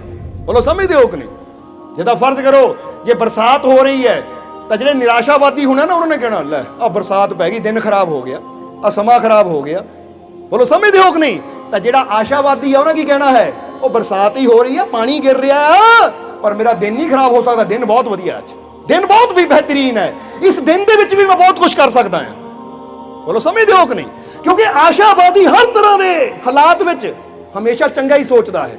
ਜੇ ਅੱਜ ਤੁਹਾਡੇ ਜੀਵਨ 'ਚ ਮੁਸ਼ਕਿਲ ਹੈ, ਪਰੇਸ਼ਾਨੀ ਹੈ, ਤਕਲੀਫ ਹੈ, ਦੁੱਖ ਹੈ, ਔਰ ਤੁਸੀਂ ਸੋਚਦੇ ਹੋ ਕਿ ਕੋਈ ਨਹੀਂ, ਜੇ ਦੁੱਖ ਹੈ ਤਾਂ ਮੈਨੂੰ ਪੂਰੀ ਆਸ ਹੈ, ਪੂਰਾ ਵਿਸ਼ਵਾਸ ਹੈ ਕਿ ਜੀਵਨ 'ਚ ਖੁਸ਼ੀ ਜ਼ਰੂਰ ਆਏਗੀ, ਜੀਵਨ 'ਚ ਆਨੰਦ ਜ਼ਰੂਰ ਆਏਗਾ, ਜੀਵਨ 'ਚ ਤੰਦਰੁਸਤੀ ਜ਼ਰੂਰ ਆਏਗੀ, ਤਾਂ ਫਿਰ ਤੁਹਾਡੇ ਜੀਵਨ 'ਚ ਸਮਝ ਲਓ ਤੁਸੀਂ ਆਸ਼ਾਵਾਦੀ ਹੋ ਤਾਂ ਖੁਸ਼ੀਆਂ ਵੀ ਜਲਦੀ ਆ ਜਾਣਗੀਆਂ। ਹੁਣ ਤੁਸੀਂ ਕੀ ਹੋ, ਆਸ਼ਾਵਾਦੀ ਕਿ ਨਿਰਾਸ਼ਾਵਾਦੀ? ਕਿਉਂਕਿ ਆਸ਼ਾਵਾਦੀ ਬਣਨ ਨਾਲ ਹੀ ਖੁਸ਼ੀਆਂ ਆਣੀਆਂ, ਗੱਲ ਯਾਦ ਰੱਖਿਓ ਹਮੇਸ਼ਾ। ਕਿਉਂਕਿ ਆਸ਼ਾਵਾਦ ਜੁੜਿਆ ਹੈ ਵਿਸ਼ਵਾਸ ਦੇ ਨਾਲ, ਆਸ਼ਾਵਾਦ ਜੁੜਿਆ ਹੈ ਯਕੀਨ ਦੇ ਨਾਲ ਕਿ ਮੈਨੂੰ ਯਕੀਨ ਹੈ ਕਿ ਮੇਰੇ ਜੀਵਨ 'ਚ ਕਾਮਯਾਬੀ ਜ਼ਰੂਰ ਮਿਲੇਗੀ। ਬੋਲੋ ਸਮਝਦੇ ਹੋ ਕਿ ਨਹੀਂ? ਜਿੱਦਾਂ ਕਿਸੇ ਅੱਗੇ ਇੱਕ ਬੀਜ ਰੱਖਿਆ ਜਾਵੇ ਨਾ, ਤਾਂ ਜਿਹੜਾ ਨਿਰਾਸ਼ਾਵਾਦੀ ਉਹਨਾਂ ਕਹਿਣਾ ਇੱਕ ਬੀਜ ਹੈ, ਇਹਦਾ ਕੀ ਹੋਣਾ ਹੈ, ਇਹ ਤਾਂ ਇੱਦਾਂ ਹੀ ਸੜ ਜਾਣਾ ਹੈ, ਇੱਦਾਂ ਹੀ ਸੁੱਕ ਜਾਣਾ ਹੈ, ਇੱਦਾਂ ਹੀ ਖਤਮ ਹੋ ਜਾਣਾ ਹੈ, ਇਹਦਾ ਮੈਂ ਕੀ ਕਰਨਾ ਹੈ। ਬੋਲੋ ਸਮਝਦੇ ਹੋ ਕਿ ਨਹੀਂ? ਤਾਂ ਜਿਹੜਾ ਆਸ਼ਾਵਾਦੀ ਹੋਏਗਾ ਉਹਨੂੰ ਤੁਸੀਂ ਇੱਕ ਬੀਜ ਦੇ ਦੋਗੇ, ਉਹਨਾਂ ਕਹਿੰਦਾ ਧੰਨਵਾਦ ਇਹ ਬੀਜ ਦੇਣ ਤੇ, ਕਿਉਂਕਿ ਇੱਕ ਬੀਜ ਹੈ, ਅਗਰ ਮੈਂ ਇਸ ਤੇ ਮਿਹਨਤ ਕਰਾਂ ਤਾਂ ਇਸ ਤੋਂ ਇੱਕ ਪੇੜ ਨਿਕਲੇਗਾ ਔਰ ਪੇੜ ਤੇ ਹਜ਼ਾਰਾਂ ਹੀ ਫਲ ਲੱਗਣਗੇ। ਸਮਝਦੇ ਹੋ ਕਿ ਨਹੀਂ? ਆਸ਼ਾਵਾਦੀ ਇੱਕ ਛੋਟੀ ਜਿਹੀ ਸੰਭਾਵਨਾ ਵਿੱਚ ਵੀ ਫਿਊਚਰ ਦੇਖ ਲੈਂਦਾ ਹੈ, ਤਾਂ ਨਿਰਾਸ਼ਾਵਾਦੀ ਨੂੰ ਸਭ ਕੁਝ ਦੇ ਦਿਓ। ਜਿੱਦਾਂ ਹੁਣ ਫਰਜ਼ ਕਰੋ ਨਿਰਾਸ਼ਾਵਾਦੀ ਦੀ ਕਰੋੜ ਦੀ ਲੋਟਰੀ ਨਿਕਲ ਆਵੇ ਨਾ, ਉਹਨਾਂ ਫਿਰ ਵੀ ਕਿੱਦਾਂ ਹੋਣਾ ਹੈ? ਉਹ ਕਾਹਤੇ ਉਦਾਸ ਹੈ? ਕਰੋੜ ਦੀ ਲੋਟਰੀ ਨਿਕਲੇਗੀ, ਉਹ ਤਾਂ ਠੀਕ ਹੈ, ਪਰ ਜੇ ਕਰੋੜ ਖਤਮ ਹੋ ਗਿਆ ਫਿਰ ਮੈਂ ਕੀ ਕਰੂੰ? ਜਦੋਂ ਕਰੋੜ ਮੁੱਕ ਜਾਣਾ ਫਿਰ ਮੈਂ ਕਿੱਥੇ ਜਾਊਂ? ਇਹ ਨਿਰਾਸ਼ਾਵਾਦੀ ਹੈ। ਤਾਂ ਜਿਹੜਾ ਆਸ਼ਾਵਾਦੀ ਹੈ ਉਹਨੂੰ ਥੋੜਾ ਵੀ ਦੇ ਦਿਓ, ਉਹਨਾਂ ਕਹਿਣਾ ਬਹੁਤ ਹੈ, ਇਹਦੇ ਨਾਲ ਹੀ ਮੇਰਾ ਮਾਲਿਕ ਤਰੱਕੀ ਦੇਗਾ, ਬਰਕਤ ਪਾਏਗਾ, ਕਿਉਂਕਿ ਮੈਂ ਮਿਹਨਤ ਕਰਨੀ ਹੈ। ਤਾਂ ਮਿਹਨਤ ਕਰਨ ਨਾਲ मैं ਲੱਖਾਂ ਨੂੰ ਕਰੋੜਾਂ 'ਚ ਬਦਲ ਸਕਦਾ, ਹਜ਼ਾਰਾਂ ਨੂੰ ਲੱਖਾਂ 'ਚ ਬਦਲ ਸਕਦਾ। ਕਿਉਂਕਿ ਜਦੋਂ ਇਨਸਾਨ ਵਿਸ਼ਵਾਸ ਦੇ ਨਾਲ ਕੰਮ ਸ਼ੁਰੂ ਕਰਦਾ ਹੈ ਤਾਂ ਹੁੰਦਾ ਥੋੜਾ, ਪਰ ਦੇਖਦਿਆਂ ਦੇਖਦਿਆਂ ਵਿਸ਼ਵਾਸ ਨਾਲ ਮਿਹਨਤ ਕਰਦਾ ਜਾਵੇ ਤਾਂ ਬਹੁਤਾ ਹੁੰਦਾ ਚਲਾ ਜਾਂਦਾ ਹੈ। ਬੋਲੋ ਸਮਝਦੇ ਹੋ ਕਿ ਨਹੀਂ? ਇਸ ਲਈ ਜੇ ਜੀਵਨ 'ਚ ਤਰੱਕੀ ਚਾਹੀਦੀ ਹੈ, ਜੀਵਨ 'ਚ ਖੁਸ਼ੀਆਂ ਚਾਹੀਦੀਆਂ ਤਾਂ ਹਮੇਸ਼ਾ ਕੀ ਬਣਨਾ ਹੈ? ਆਸ਼ਾਵਾਦੀ। ਔਰ ਆਸ਼ਾਵਾਦੀ ਉਹੀ ਹੁੰਦਾ ਜਿਹਨੂੰ ਆਪਣੇ ਰੱਬ ਤੇ ਵਿਸ਼ਵਾਸ ਹੁੰਦਾ ਹੈ, ਜਿਹਨੂੰ ਆਪਣੇ ਰੱਬ ਨਾਲ ਪਿਆਰ ਹੁੰਦਾ ਹੈ। ਤੁਹਾਡੇ ਅੰਦਰ ਪਿਆਰ ਹੈ ਕਿ ਨਹੀਂ? ਬੋਲੋ ਸਮਝਦੇ ਹੋ ਕਿ ਨਹੀਂ? ਸੱਚੀ? ਤਾਂ ਹੁਣ ਗੱਲ ਯਾਦ ਰੱਖੋ, ਤੁਹਾਡੇ ਪਿਆਰ ਦੀ ਗੱਲ ਤੋਂ ਨਾ ਸਾਨੂੰ ਬੁੱਲੇ ਸ਼ਾਹ ਦਾ ਇੱਕ ਕਲਾਮ ਯਾਦ ਆ ਗਿਆ। ਬੁੱਲੇ ਸ਼ਾਹ ਨੇ ਬੜੀ ਪਿਆਰੀ ਗੱਲ ਕੀਤੀ ਹੈ। ਹੁਣ ਜ਼ਰਾ ਧਿਆਨ ਦੇਣਾ, ਕਿਉਂਕਿ ਜਦੋਂ ਆਸ਼ਿਕਾਂ ਦੀ ਗੱਲ ਹੋਵੇ, ਪਿਆਰ ਦੀ ਗੱਲ ਹੋਵੇ ਤਾਂ ਬੁੱਲੇ ਸ਼ਾਹ ਯਾਦ ਆ ਜਾਂਦੇ ਆ ਸਾਨੂੰ, ਕਿਉਂਕਿ ਬੁੱਲੇ ਵਰਗਾ ਆਸ਼ਿਕ ਵੀ ਦੁਨੀਆ ਤੇ ਲੱਭਣਾ ਔਖਾ ਹੈ। ਇਸ ਲਈ ਸ਼ਾਹ ਬੁੱਲੇ ਸ਼ਾਹ ਆਪਣੇ ਕਲਾਮ ਦੇ ਅੰਦਰ ਕੀ ਕਹਿੰਦੇ ਆ? ਬੁੱਲੇ ਸ਼ਾਹ ਕਹਿੰਦੇ ਆ, ਜਿੱਦਾਂ ਹੁਣ ਅਸੀਂ ਤੁਹਾਨੂੰ ਪੁੱਛਿਆ ਕਿ ਤੁਸੀਂ ਇਸ਼ਕ ਕਰਦੇ ਹੋ, ਪਿਆਰ ਕਰਦੇ ਹੋ, ਕਰਦੇ ਹੋ ਆਪਣੇ ਉਸ ਮਾਲਿਕ ਨਾਲ, ਤਾਂ ਹੁਣ ਬੁੱਲੇ ਸ਼ਾਹ ਕੀ ਕਹਿੰਦੇ ਆ? ਬੁੱਲੇ ਸ਼ਾਹ ਕਹਿੰਦੇ, ਉਹ ਬੁੱਲਿਆ ਇਸ਼ਕ ਕਮਾਣਾ ਔਖਾ, ਬੁੱਲਿਆ ਇਸ਼ਕ ਕਮਾਉਣਾ ਔਖਾ, ਰੁੱਸਿਆ ਯਾਰ ਮਨਾਉਣਾ ਔਖਾ। ਕਹਿੰਦੇ ਇਸ਼ਕ ਦੀ ਕਮਾਈ ਕਰਨੀ ਬੜੀ ਔਖੀ ਹੈ। ਦੇਖੋ ਸਰਮਦ ਨੇ ਕਿੱਦਾਂ ਕਮਾਈ ਕੀਤੀ ਇਸ਼ਕ ਦੀ, ਗਰਦਨ ਨੂੰ ਕਟਾਣਾ ਪਿਆ। ਤਬਰੇਜ਼ ਨੇ ਕਿੱਦਾਂ ਕਮਾਈ ਕੀਤੀ, ਚਮੜੀ ਨੂੰ ਲਹਾਣਾ ਪਿਆ। ਸ਼ੁਕਰਾਤ ਨੇ ਕਿੱਦਾਂ ਕਮਾਈ ਕੀਤੀ, ਜ਼ਹਿਰ ਦੇ ਪਿਆਲੇ ਪੀਣੇ ਪਏ। ਮੀਰਾ ਨੂੰ ਜ਼ਹਿਰ ਦੇ ਪਿਆਲੇ ਪੀਣੇ ਪਏ। ਬੁੱਲੇ ਸ਼ਾਹ ਨੂੰ 12 ਸਾਲ ਪੈਰੀ ਘੁੰਗਰੂ ਪਾ ਕੇ ਨੱਚਣਾ ਪਿਆ। ਤਾਂ ਬੁੱਲੇ ਸ਼ਾਹ ਕਹਿੰਦੇ ਆਸ਼ਿਕ ਬਣਨਾ ਕੋਈ ਇੰਨਾ ਸੌਖਾ ਨਹੀਂ ਹੈ, ਇਸ਼ਕ ਕਮਾਉਣਾ ਬੜਾ ਔਖਾ ਹੈ। ਇਸ ਲਈ ਉਹ ਦੱਸਦੇ ਆਪਣੇ ਕਲਾਮ ਦੇ ਅੰਦਰ। ਔਰ ਜਿੰਨੇ ਆਸ਼ਿਕ ਬੈਠੇ ਜ਼ਰਾ ਦੇਖੋ ਬੁੱਲੇ ਸ਼ਾਹ ਵਰਗੇ ਆਸ਼ਿਕ ਕੀ ਕਹਿੰਦੇ ਆ, ਕਿਉਂਕਿ ਆਸ਼ਿਕਾਂ ਦੇ ਦਿਲ ਦੀ ਗੱਲ ਕਹਿ ਰਹੇ ਬੁੱਲੇ ਸ਼ਾਹ। ਹੁਣ ਜ਼ਰਾ ਸਮਝ ਲੈਣਾ ਕਿ ਬੁੱਲਿਆ ਇਸ਼ਕ ਕਮਾਉਣਾ ਔਖਾ, ਰੁੱਸਿਆ ਯਾਰ ਮਨਾਉਣਾ ਔਖਾ। ਉਹ ਕਹਿੰਦੇ ਜੇ ਯਾਰ ਰੁੱਸ ਜਾਵੇ ਨਾ ਤਾਂ ਇੱਕ ਕਵਾਲੀ ਵੀ ਆਂਦੀ ਕਿ ਜੇ ਤੂੰ ਰੱਬ ਨੂੰ ਮਨਾਣਾ ਪਹਿਲਾਂ ਯਾਰ ਨੂੰ ਮਨਾ, ਰੱਬ ਮੰਨ ਜਾਂਦਾ ਯਾਰ ਨੂੰ ਮਨਾਉਣਾ ਔਖਾ ਹੈ। ਉਹ ਕਹਿੰਦੇ ਰੁੱਸਿਆ ਯਾਰ ਮਨਾਉਣਾ ਔਖਾ, ਕਿਉਂਕਿ ਬੁੱਲੇ ਸ਼ਾਹ ਨੂੰ ਪਤਾ 12 ਸਾਲ ਲੱਗੇ, ਕੰਜਰੀਆਂ ਦੇ ਘਰ ਨੌਕਰੀ ਕੀਤੀ, ਪੈਰੀ ਘੁੰਗਰੂ ਪਾਏ, ਕਿੰਨਾ ਕੁਝ ਸਿਆ, ਫਿਰ ਜਾ ਕੇ ਉਹ ਯਾਰ ਰਾਜੀ ਹੋਇਆ। ਇਸ ਲਈ ਕਹਿੰਦੇ ਕੋਈ ਇਦਾਂ ਦਾ ਕਰਮ ਨਾ ਕਰੀ ਯਾਰ ਰੁੱਸ ਜਾਵੇ, ਉਹ ਮੁਰਸ਼ਿਦ ਰੁੱਸ ਜਾਵੇ, ਉਹ ਪ੍ਰਭੂ ਪਰਮਾਤਮਾ ਰੁੱਸ ਜਾਵੇ। ਇਸ ਲਈ ਉਹ ਕਹਿੰਦੇ ਹੈ ਬੁੱਲਿਆ ਇਸ਼ਕ ਕਮਾਉਣਾ ਔਖਾ, ਰੁੱਸਿਆ ਯਾਰ ਮਨਾਉਣਾ ਔਖਾ। ਪਿਆਰ ਪਿਆਰ ਤਾਂ ਹਰ ਕੋਈ ਕੂਕੇ, ਪਿਆਰ ਪਿਆਰ ਤਾਂ ਹਰ ਕੋਈ ਕੂਕੇ, ਕਰਕੇ ਪਿਆਰ ਨਿਭਾਉਣਾ ਔਖਾ। ਬੁੱਲੇ ਸ਼ਾਹ ਕਹਿੰਦੇ ਪਿਆਰ ਪਿਆਰ ਦੀਆਂ ਗੱਲਾਂ ਤਾਂ ਸਾਰੇ ਕਰਦੇ ਆ, ਪਰ ਕਰਕੇ ਪਿਆਰ ਨਿਭਾਉਣਾ ਔਖਾ। ਪਰ ਇੱਕ ਵਾਰ ਪਿਆਰ ਹੋ ਜਾਵੇ ਤਾਂ ਫਿਰ ਪਿਆਰ ਨੂੰ ਨਿਭਾਉਣਾ ਬੜਾ ਔਖਾ ਹੋ ਜਾਂਦਾ ਹੈ, ਕਿਉਂਕਿ ਫਿਰ ਨਿਭਾ ਤਾਂ ਉਹੀ ਪਾਉਂਦਾ ਜਿਹੜਾ ਸੱਚਾ ਆਸ਼ਿਕ ਹੋਵੇ, ਜਿਹੜਾ ਦਿਲੋਂ ਉਹਦੇ ਨਾਲ ਇਸ਼ਕ ਕਰਦਾ ਹੋਵੇ। ਜ਼ਰਾ ਸਮਝਣਾ। ਇਸ ਲਈ ਕਹਿੰਦੇ ਇੱਕ ਹੁੰਦਾ ਇਸ਼ਕ ਮਜਾਜੀ ਔਰ ਇੱਕ ਹੁੰਦਾ ਇਸ਼ਕ ਹਕੀਕੀ। ਇਸ਼ਕ ਮਜਾਜੀ ਪਲ ਪਲ ਬਦਲਦਾ, ਜਿੱਦਾਂ ਬੰਦੇ ਦਾ ਮਜਾਜ ਬਦਲ ਜਾਂਦਾ ਹੈ ਇਦਾਂ ਇਸ਼ਕ ਵੀ ਬਦਲ ਜਾਂਦਾ। ਹੁਣ ਇੱਥੇ ਸੀ ਤਾਂ ਹੁਣ ਉੱਥੇ ਹੋ ਗਿਆ, ਇਹਨੂੰ ਕਹਿੰਦੇ ਇਸ਼ਕ ਮਜਾਜੀ। ਮਜਾਜ ਦਾ ਮਤਲਬ ਸਮਝਦੇ ਹੋ ਨਾ? ਜਿੱਦਾਂ ਅਸੀਂ ਕਿਸੇ ਨੂੰ ਪੁੱਛ ਲੈਂਦੇ ਅੱਜ ਕੱਲ੍ਹ ਕਿੱਦਾਂ ਮਜਾਜ ਹੈ ਜਨਾਬ ਦੇ, ਕੀ ਮਜਾਜ ਹੈ? ਵੀ ਮਜਾਜ ਦਾ ਮਤਲਬ ਖੁਸ਼ ਹੈ, ਦੁਖੀ ਆ, ਹੱਸਦਾ ਆ, ਮੁਸਕਰਾਉਂਦਾ ਆ, ਚਿੰਤਾ ਵਿੱਚ ਹੈ, ਕਿੱਦਾਂ ਮਜਾਜ ਹੈ? ਹੁਣ ਕਹਿੰਦੇ ਇਸ਼ਕ ਮਜਾਜੀ, ਜੋ ਇੱਥੇ ਹੋ ਗਿਆ ਉੱਥੇ ਹੋ ਗਿਆ, ਕਿਤੇ ਵੀ ਹੋ ਗਿਆ। ਤਾਂ ਇਸ਼ਕ ਹਕੀਕੀ ਜਦੋਂ ਹੁੰਦਾ ਹੈ ਤਾਂ ਫਿਰ ਚਮੜੀ ਤਾਂ ਲਿਥ ਜਾਂਦੀ ਹੈ, ਪਰ ਫਿਰ ਯਾਰ ਉਹ ਨਹੀਂ ਬਦਲਦਾ। ਫਿਰ ਜਾਨ ਤਾਂ ਚਲੀ ਜਾਂਦੀ ਹੈ, ਪਰ ਫਿਰ ਹੁਣ ਐਸਾ ਨਹੀਂ ਯਾਰ ਵਟਾਉਣਾ ਭਾਵੇਂ ਸੋਹਣੇ ਮਿਲਣ ਹਜ਼ਾਰਾਂ। ਫਿਰ ਤਾਂ ਕਹਿੰਦੇ ਹਜ਼ਾਰਾਂ ਵੀ ਮਿਲਦੇ ਆ ਤਾਂ ਫਿਰ ਉਹ ਯਾਰ ਨਹੀਂ ਵਟਾਇਆ ਜਾਂਦਾ। ਬੋਲੋ ਸਮਝਦੇ ਹੋ ਕਿ ਨਹੀਂ? ਹੁਣ ਮਜਾਜੀ ਇਸ਼ਕ ਔਰ ਹਕੀਕੀ ਇਸ਼ਕ ਦੀ ਇੱਕ ਛੋਟੀ ਜਿਹੀ ਕਹਾਣੀ ਯਾਦ ਆ ਗਈ, ਦੱਸ ਦਈਏ। ਇੱਕ ਵਾਰ ਨਾ ਇੱਕ ਨੌਜਵਾਨ 25-26 ਸਾਲ ਦਾ ਨੌਜਵਾਨ ਸੀ, ਬੜੀ ਪਿਆਰੀ ਕਹਾਣੀ ਲੱਗਦੀ। ਹੁਣ ਇਸ਼ਕ ਦੀ ਗੱਲ ਚੱਲੀ ਤਾਂ ਦੱਸ ਹੀ ਦਈਏ, ਫਿਰ ਬੁੱਲੇ ਸ਼ਾਹ ਦੀ ਗੱਲ ਵੀ ਕਰਨੀ ਹੈ। ਕਿ ਉਹ ਨਾ ਤੁਰਿਆ ਜਾ ਰਿਹਾ ਸੀ ਬਾਜ਼ਾਰ ਦੇ ਅੰਦਰ, ਉਹਨਾਂ ਦੇਖਿਆ ਸਾਹਮਣੇ ਇੱਕ ਲੜਕੀ ਆ ਰਹੀ ਹੈ, ਬੜੀ ਸੁੰਦਰ ਹੈ, 23-24 ਸਾਲ ਦੀ ਲੜਕੀ, ਬੜੀ ਸੁੰਦਰ ਹੈ। ਦੇਖ ਕੇ ਉਹਦੇ ਮਗਰ ਮਗਰ ਤੁਰ ਪਿਆ। ਲੜਕੀ ਅੱਗੇ ਅੱਗੇ ਜਾ ਰਹੀ ਹੈ, ਮਗਰ ਮਗਰ ਤੁਰ ਪਿਆ ਕਿ ਪਹਿਲੀ ਨਜ਼ਰ ਨਾਲ ਹੀ ਇਹਨਾਂ ਇਸ਼ਕ ਹੋ ਗਿਆ, ਮੁਹੱਬਤ ਹੋ ਗਈ। ਹੁਣ ਜਦੋਂ ਜਾ ਰਹੀ ਹੈ ਲੜਕੀ ਅੱਗੇ ਅੱਗੇ ਜਾ ਰਹੀ ਹੈ, ਨੌਜਵਾਨ ਪਿੱਛੇ ਪਿੱਛੇ ਚੱਲਦਿਆਂ ਚੱਲਦਿਆਂ ਲੜਕੀ ਬਾਜ਼ਾਰ ਤੋਂ ਬਾਹਰ ਨਿਕਲੀ, ਉਹ ਵੀ ਮਗਰ ਮਗਰ ਹੀ ਹੈ। ਬਾਜ਼ਾਰ ਤੋਂ ਬਾਹਰ ਜੰਗਲ ਦੀ ਤਰਫ ਜਾ ਰਹੀ ਹੈ, ਉਹ ਵੀ ਮਗਰ ਹੀ ਹੈ। ਅੱਗੇ ਇੱਕ ਨਦੀ ਹੈ, ਲੜਕੀ ਨਾव 'ਚ ਬੈਠੀ ਨਦੀ ਪਾਰ ਕਰ ਗਈ। ਇਹਨੂੰ ਤੈਰਨਾ ਆਂਦਾ ਨਹੀਂ ਸੀ, ਇਹਨੇ ਚੁੱਭੀ ਮਾਰੀ, ਡੁੱਬਦਾ ਡੁੱਬਦਾ ਦੂਜੇ ਪਾਰ ਪਹੁੰਚਿਆ, ਯਾਨੀ ਮਰਨੋਂ ਬਚਿਆ ਪਰ ਦੂਜੇ ਪਾਰ ਪਹੁੰਚ ਗਿਆ। ਜਦੋਂ ਦੂਜੇ ਪਾਰ ਪਹੁੰਚੇ ਲੜਕੀ ਨੇ ਦੇਖਿਆ ਬੜੀ ਦੇਰ ਤੋਂ ਮੇਰਾ ਪਿੱਛਾ ਕਰ ਰਿਹਾ ਆ। ਉਹਨਾਂ ਰੋਕ ਕੇ ਪੁੱਛਿਆ ਨੌਜਵਾਨ ਨੂੰ, ਹਾਂ ਵੀ ਕੀ ਗੱਲ ਹੈ, ਮੇਰੇ ਪਿੱਛੇ ਕਿਉਂ ਆ ਰਿਹਾ ਹੈ? ਉਹ ਕਹਿੰਦਾ ਕੀ ਦੱਸਾਂ, ਪਹਿਲੀ ਨਜ਼ਰ ਨਾਲ ਹੀ ਮੈਨੂੰ ਤੇਰੇ ਤੇ ਪਿਆਰ ਆ ਗਿਆ, ਮੈਨੂੰ ਇਸ਼ਕ ਹੋ ਗਿਆ ਤੇਰੇ ਨਾਲ, ਇਸ ਲਈ ਤੇਰੀ ਮੁਹੱਬਤ ਦੀ ਖਾਤਰ ਤੇਰੇ ਪਿੱਛੇ ਪਿੱਛੇ ਆ ਗਿਆ। ਆ ਦੇਖ ਲੈ, ਤੂੰ ਨਦੀ ਪਾਰ ਕੀਤੀ ਨਾव 'ਚ ਬਹਿ ਕੇ, ਮੈਨੂੰ ਤੈਰਨਾ ਨਹੀਂ ਆਂਦਾ ਸੀ, ਮੈਂ ਫਿਰ ਵੀ ਨਦੀ 'ਚ ਛਾਲ ਮਾਰੀ, ਡੁੱਬਦਾ ਡੁੱਬਦਾ ਬਚਿਆ, ਫਿਰ ਤੇਰੇ ਪਿੱਛੇ ਆ ਗਿਆ। ਦੇਖ ਲੈ ਮੈਂ ਤੈਨੂੰ ਕਿੰਨਾ ਪਿਆਰ ਕਰਦਾ ਹਾਂ। ਲੜਕੀ ਕਹਿੰਦੀ ਸੱਚੀ ਮੈਨੂੰ ਪਿਆਰ ਕਰਦਾ ਹੈ? ਕਹਿੰਦਾ ਬਹੁਤ ਪਿਆਰ ਕਰਦਾ, ਜਾਨ ਤੋਂ ਵੀ ਜ਼ਿਆਦਾ। ਉਹ ਕਹਿੰਦੀ ਮੈਂ ਇੱਕ ਗੱਲ ਦੱਸਾਂ, ਮੈਂ ਇੰਨੀ ਸੋਹਣੀ ਨਹੀਂ ਹੈ, ਮੇਰੇ ਤੋਂ ਵੀ ਸੋਹਣੀ ਨਾ ਜੋ ਦੁਨੀਆ ਦੀ ਸਭ ਤੋਂ ਸੋਹਣੀ ਲੜਕੀ ਹੈ ਉਹ ਪਿੱਛੇ ਆਂਦੀ ਪਈ ਹੈ, ਉਹ ਦੇਖ, ਮੇਰੇ ਤੋਂ ਵੀ ਸੋਹਣੀ ਜੋ ਸਭ ਤੋਂ ਸੋਹਣੀ ਹੈ ਦੁਨੀਆ ਦੀ ਲੜਕੀ, ਉਹ ਤੇਰੇ ਪਿੱਛੇ ਆਂਦੀ, ਦੇਖ। ਕਹਿੰਦਾ ਅੱਛਾ। ਜਿੱਦੀ ਉਹਨੇ ਮੁੜ ਕੇ ਦੇਖਿਆ ਪਿੱਛੇ ਕੋਈ ਵੀ ਹੈ ਨਹੀਂ ਸੀ, ਕੁੜੀ ਨੇ ਪੱਟ ਕੇ ਚਪੇੜ ਮਾਰੀ ਮੂੰਹ ਤੇ। ਕਹਿੰਦੇ ਇਹ ਤੇਰਾ ਇਸ਼ਕ, ਇਹ ਤੇਰਾ ਇਸ਼ਕ, ਇਹ ਤੇਰਾ ਇਸ਼ਕ ਸੱਚਾ ਨਹੀਂ ਹੈ, ਇਹ ਤੇਰਾ ਇਸ਼ਕ ਮਜਾਜੀ ਹੈ। ਕਿਉਂਕਿ ਜਿਹਨੂੰ ਸੱਚਾ ਇਸ਼ਕ ਹੋ ਜਾਵੇ ਫਿਰ ਉਹਦੇ ਵਾਸਤੇ ਹੋਰ ਕੋਈ ਸੋਹਣਾ ਹੁੰਦਾ ਹੀ ਨਹੀਂ, ਉਹ ਤਾਂ ਇੱਕੋ ਹੀ ਹੁੰਦਾ ਹੈ। ਜੇ ਤੇਰੇ ਮਨ 'ਚ ਸੱਚਾ ਇਸ਼ਕ ਹੁੰਦਾ ਤਾਂ ਮੈਂ ਲੱਖ ਕਹਿੰਦੀ ਕਿ ਉਹ ਦੇਖ ਮੇਰੇ ਤੋਂ ਵੀ ਸੋਹਣੀ ਆ ਰਹੀ, ਤਾਂ ਤੂੰ ਕਹਿਣਾ ਸੀ ਹੁਣ ਛੱਡੀਆਂ ਸਾਰੀਆਂ ਸੋਹਣੀਆਂ, ਹੁਣ ਤਾਂ ਤੂੰ ਹੀ ਮੇਰਾ ਸਭ ਕੁਝ ਹੈ।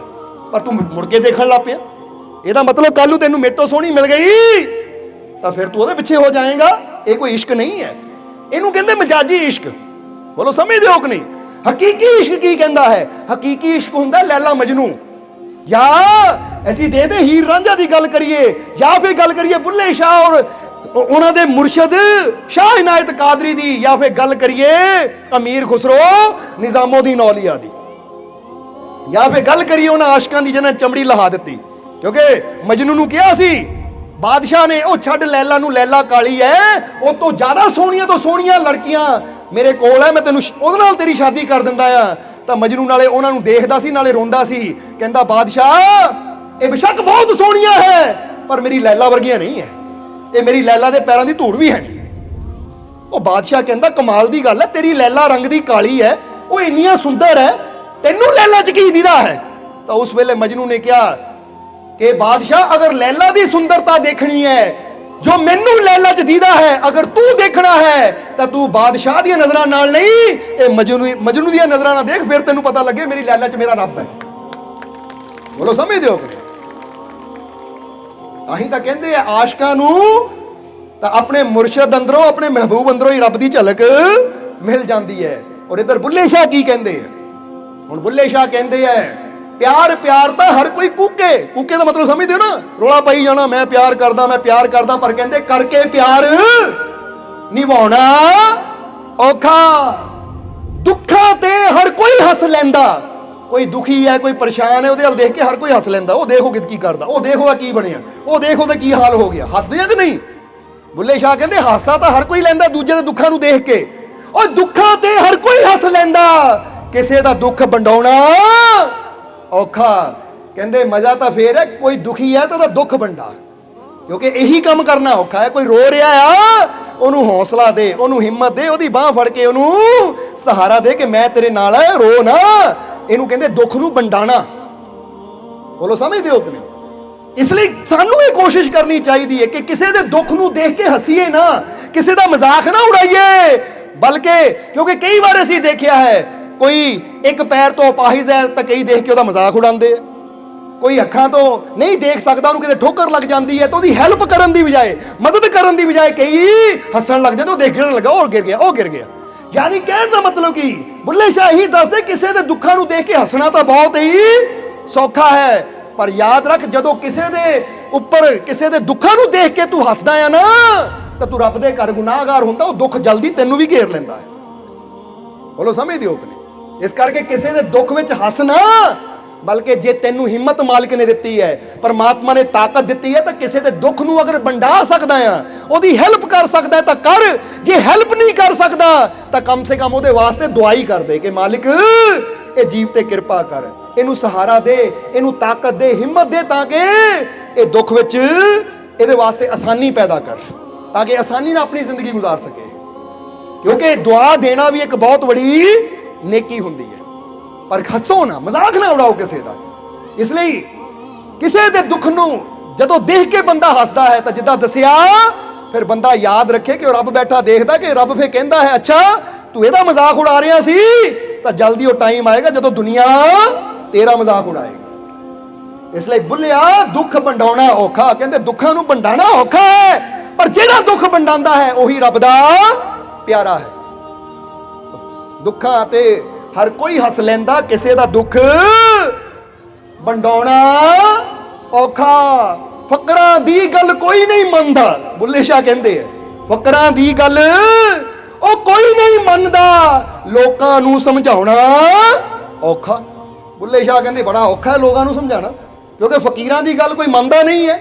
ਦੁਨੀਆ ਦੀ ਗੱਲ ਬੜੀ ਜਲਦੀ ਬੰਦਾ ਮੰਨ ਲੈਂਦਾ ਹੈ, ਸੰਸਾਰ ਦੀ ਗੱਲ ਬੜੀ ਜਲਦੀ ਬੰਦਾ ਮੰਨ ਲੈਂਦਾ। ਜਿਹੜੇ ਰੱਬ ਦੇ ਫਕੀਰ ਹੈ, ਰੱਬ ਦੇ ਨਾਲ ਜੁੜੇ ਹੋਏ ਹੈ, ਰੱਬ ਦੀ ਬੰਦਗੀ ਕਰਨ ਵਾਲੇ ਹੈ, ਜਿੱਥੇ ਆ ਕੇ ਸਾਡੀ ਜ਼ਿੰਦਗੀ 'ਚ ਖੁਸ਼ੀਆਂ ਭਰਨੀਆਂ ਹੈ, ਜਿਨ੍ਹਾਂ ਦੇ ਦੱਸੇ ਮਾਰਗ ਤੇ ਚੱਲ ਕੇ ਸਾਨੂੰ ਖੁਸ਼ੀਆਂ ਮਿਲਣੀਆਂ ਹੈ। ਬੁੱਲੇ ਸ਼ਾਹ ਕਹਿੰਦੇ ਫਕਰਾਂ ਦੀ ਗੱਲ ਕੋਈ ਨਹੀਂ ਮੰਨਦਾ, ਲੋਕਾਂ ਨੂੰ ਸਮਝਾਉਣਾ ਔਖਾ।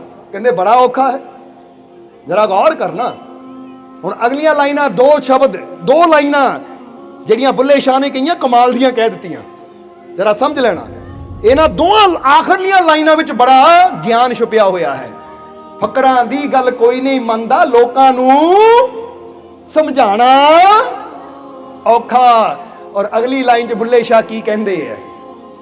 ਬੁੱਲੇ ਸ਼ਾਹ ਕਹਿੰਦੇ ਹੈ ਕਿ ਅਗਰ ਪਰਮਾਤਮਾ ਨੂੰ ਪਾਣਾ ਹੈ ਨਾ, ਉਹ ਪ੍ਰਭੂ ਨੂੰ ਪਾਣਾ ਹੈ, ਉਹਦੀਆਂ ਰਹਿਮਤਾਂ ਨੂੰ ਪਾਣਾ ਹੈ, ਉਹਦੀ ਕਿਰਪਾ ਨੂੰ ਪਾਣਾ ਹੈ, ਤਾਂ ਤੂੰ ਕਿੱਦਾਂ ਪਾ ਸਕਦਾ ਹੈ?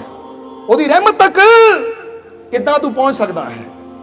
ਉਹ ਕਹਿੰਦੇ ਐ ਬਿਨ ਮੁਰਸ਼ਦ, ਗੱਲ ਸੁਣ ਲੈ ਬੁੱਲਿਆ, ਬਿਨ ਮੁਰਸ਼ਦ ਗੱਲ ਸੁਣ ਲੈ ਬੁੱਲਿਆ, ਰੱਬ ਸੱਚੇ ਨੂੰ ਪਾਉਣਾ ਔਖਾ।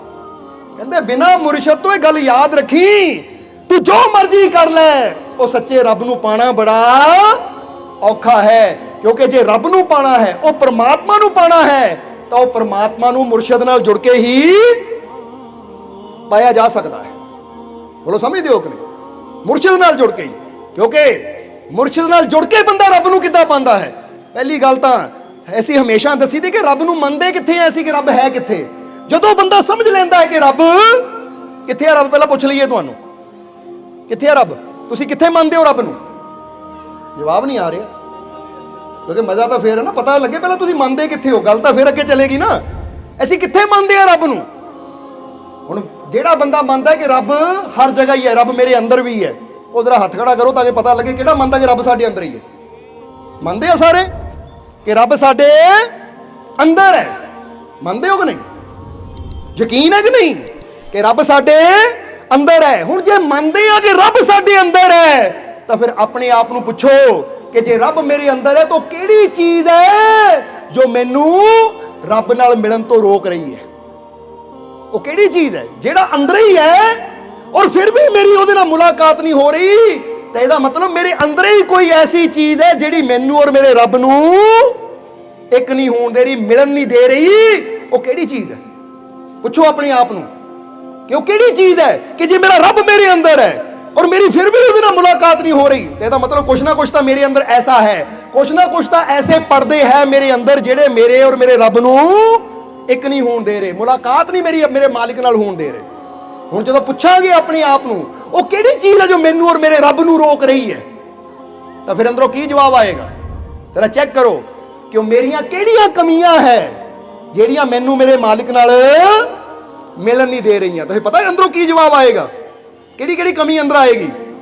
ਕਿ ਮੇਰੇ ਅੰਦਰ ਕਮੀ ਹੈ, ਮੈਂ ਲੋਕਾਂ ਨਾਲ ਨਫ਼ਰਤ ਬਹੁਤ ਕਰਦਾ ਹਾਂ, ਮੈਂ ਨਿੰਦਿਆ, ਚੁਗਲੀ, ਗਾਲੀ ਗਲੋਚ, ਐਵੇਂ ਖਾਵਾਂ-ਖਾ ਲੜਾਈਆਂ ਝਗੜੇ, ਕਿਸੇ ਨਾਲ ਈਰਖਾ, ਕਿਸੇ ਨਾਲ ਵੈਰ ਰੱਖ ਕੇ ਬੈਠਾ ਆ। ਯਾਨੀ ਜਦੋਂ ਮੈਂ ਕੁਝ ਵੀ ਬੁਰਾ ਕਰਦਾ ਆ ਤਾਂ ਇਹ ਮੇਰੀਆਂ ਉਹ ਕਮੀਆਂ ਹੈ ਜਿਹੜੀਆਂ ਮੈਨੂੰ ਮੇਰੇ ਰੱਬ ਨਾਲ ਮਿਲਣ ਨਹੀਂ ਦੇ ਰਹੀਆਂ। ਏਦਾਂ ਸਮਝ ਲਓ ਹੁਣ ਪੰਡਾਲ 'ਚ ਅਸੀਂ ਬੈਠੇ ਆ, ਇੱਥੇ ਕੁਝ ਪਰਦੇ ਲਾ ਦਿੱਤੇ ਜਾਣ ਸਾਡੇ ਔਰ ਤੁਹਾਡੇ ਦਰਮਿਆਨ।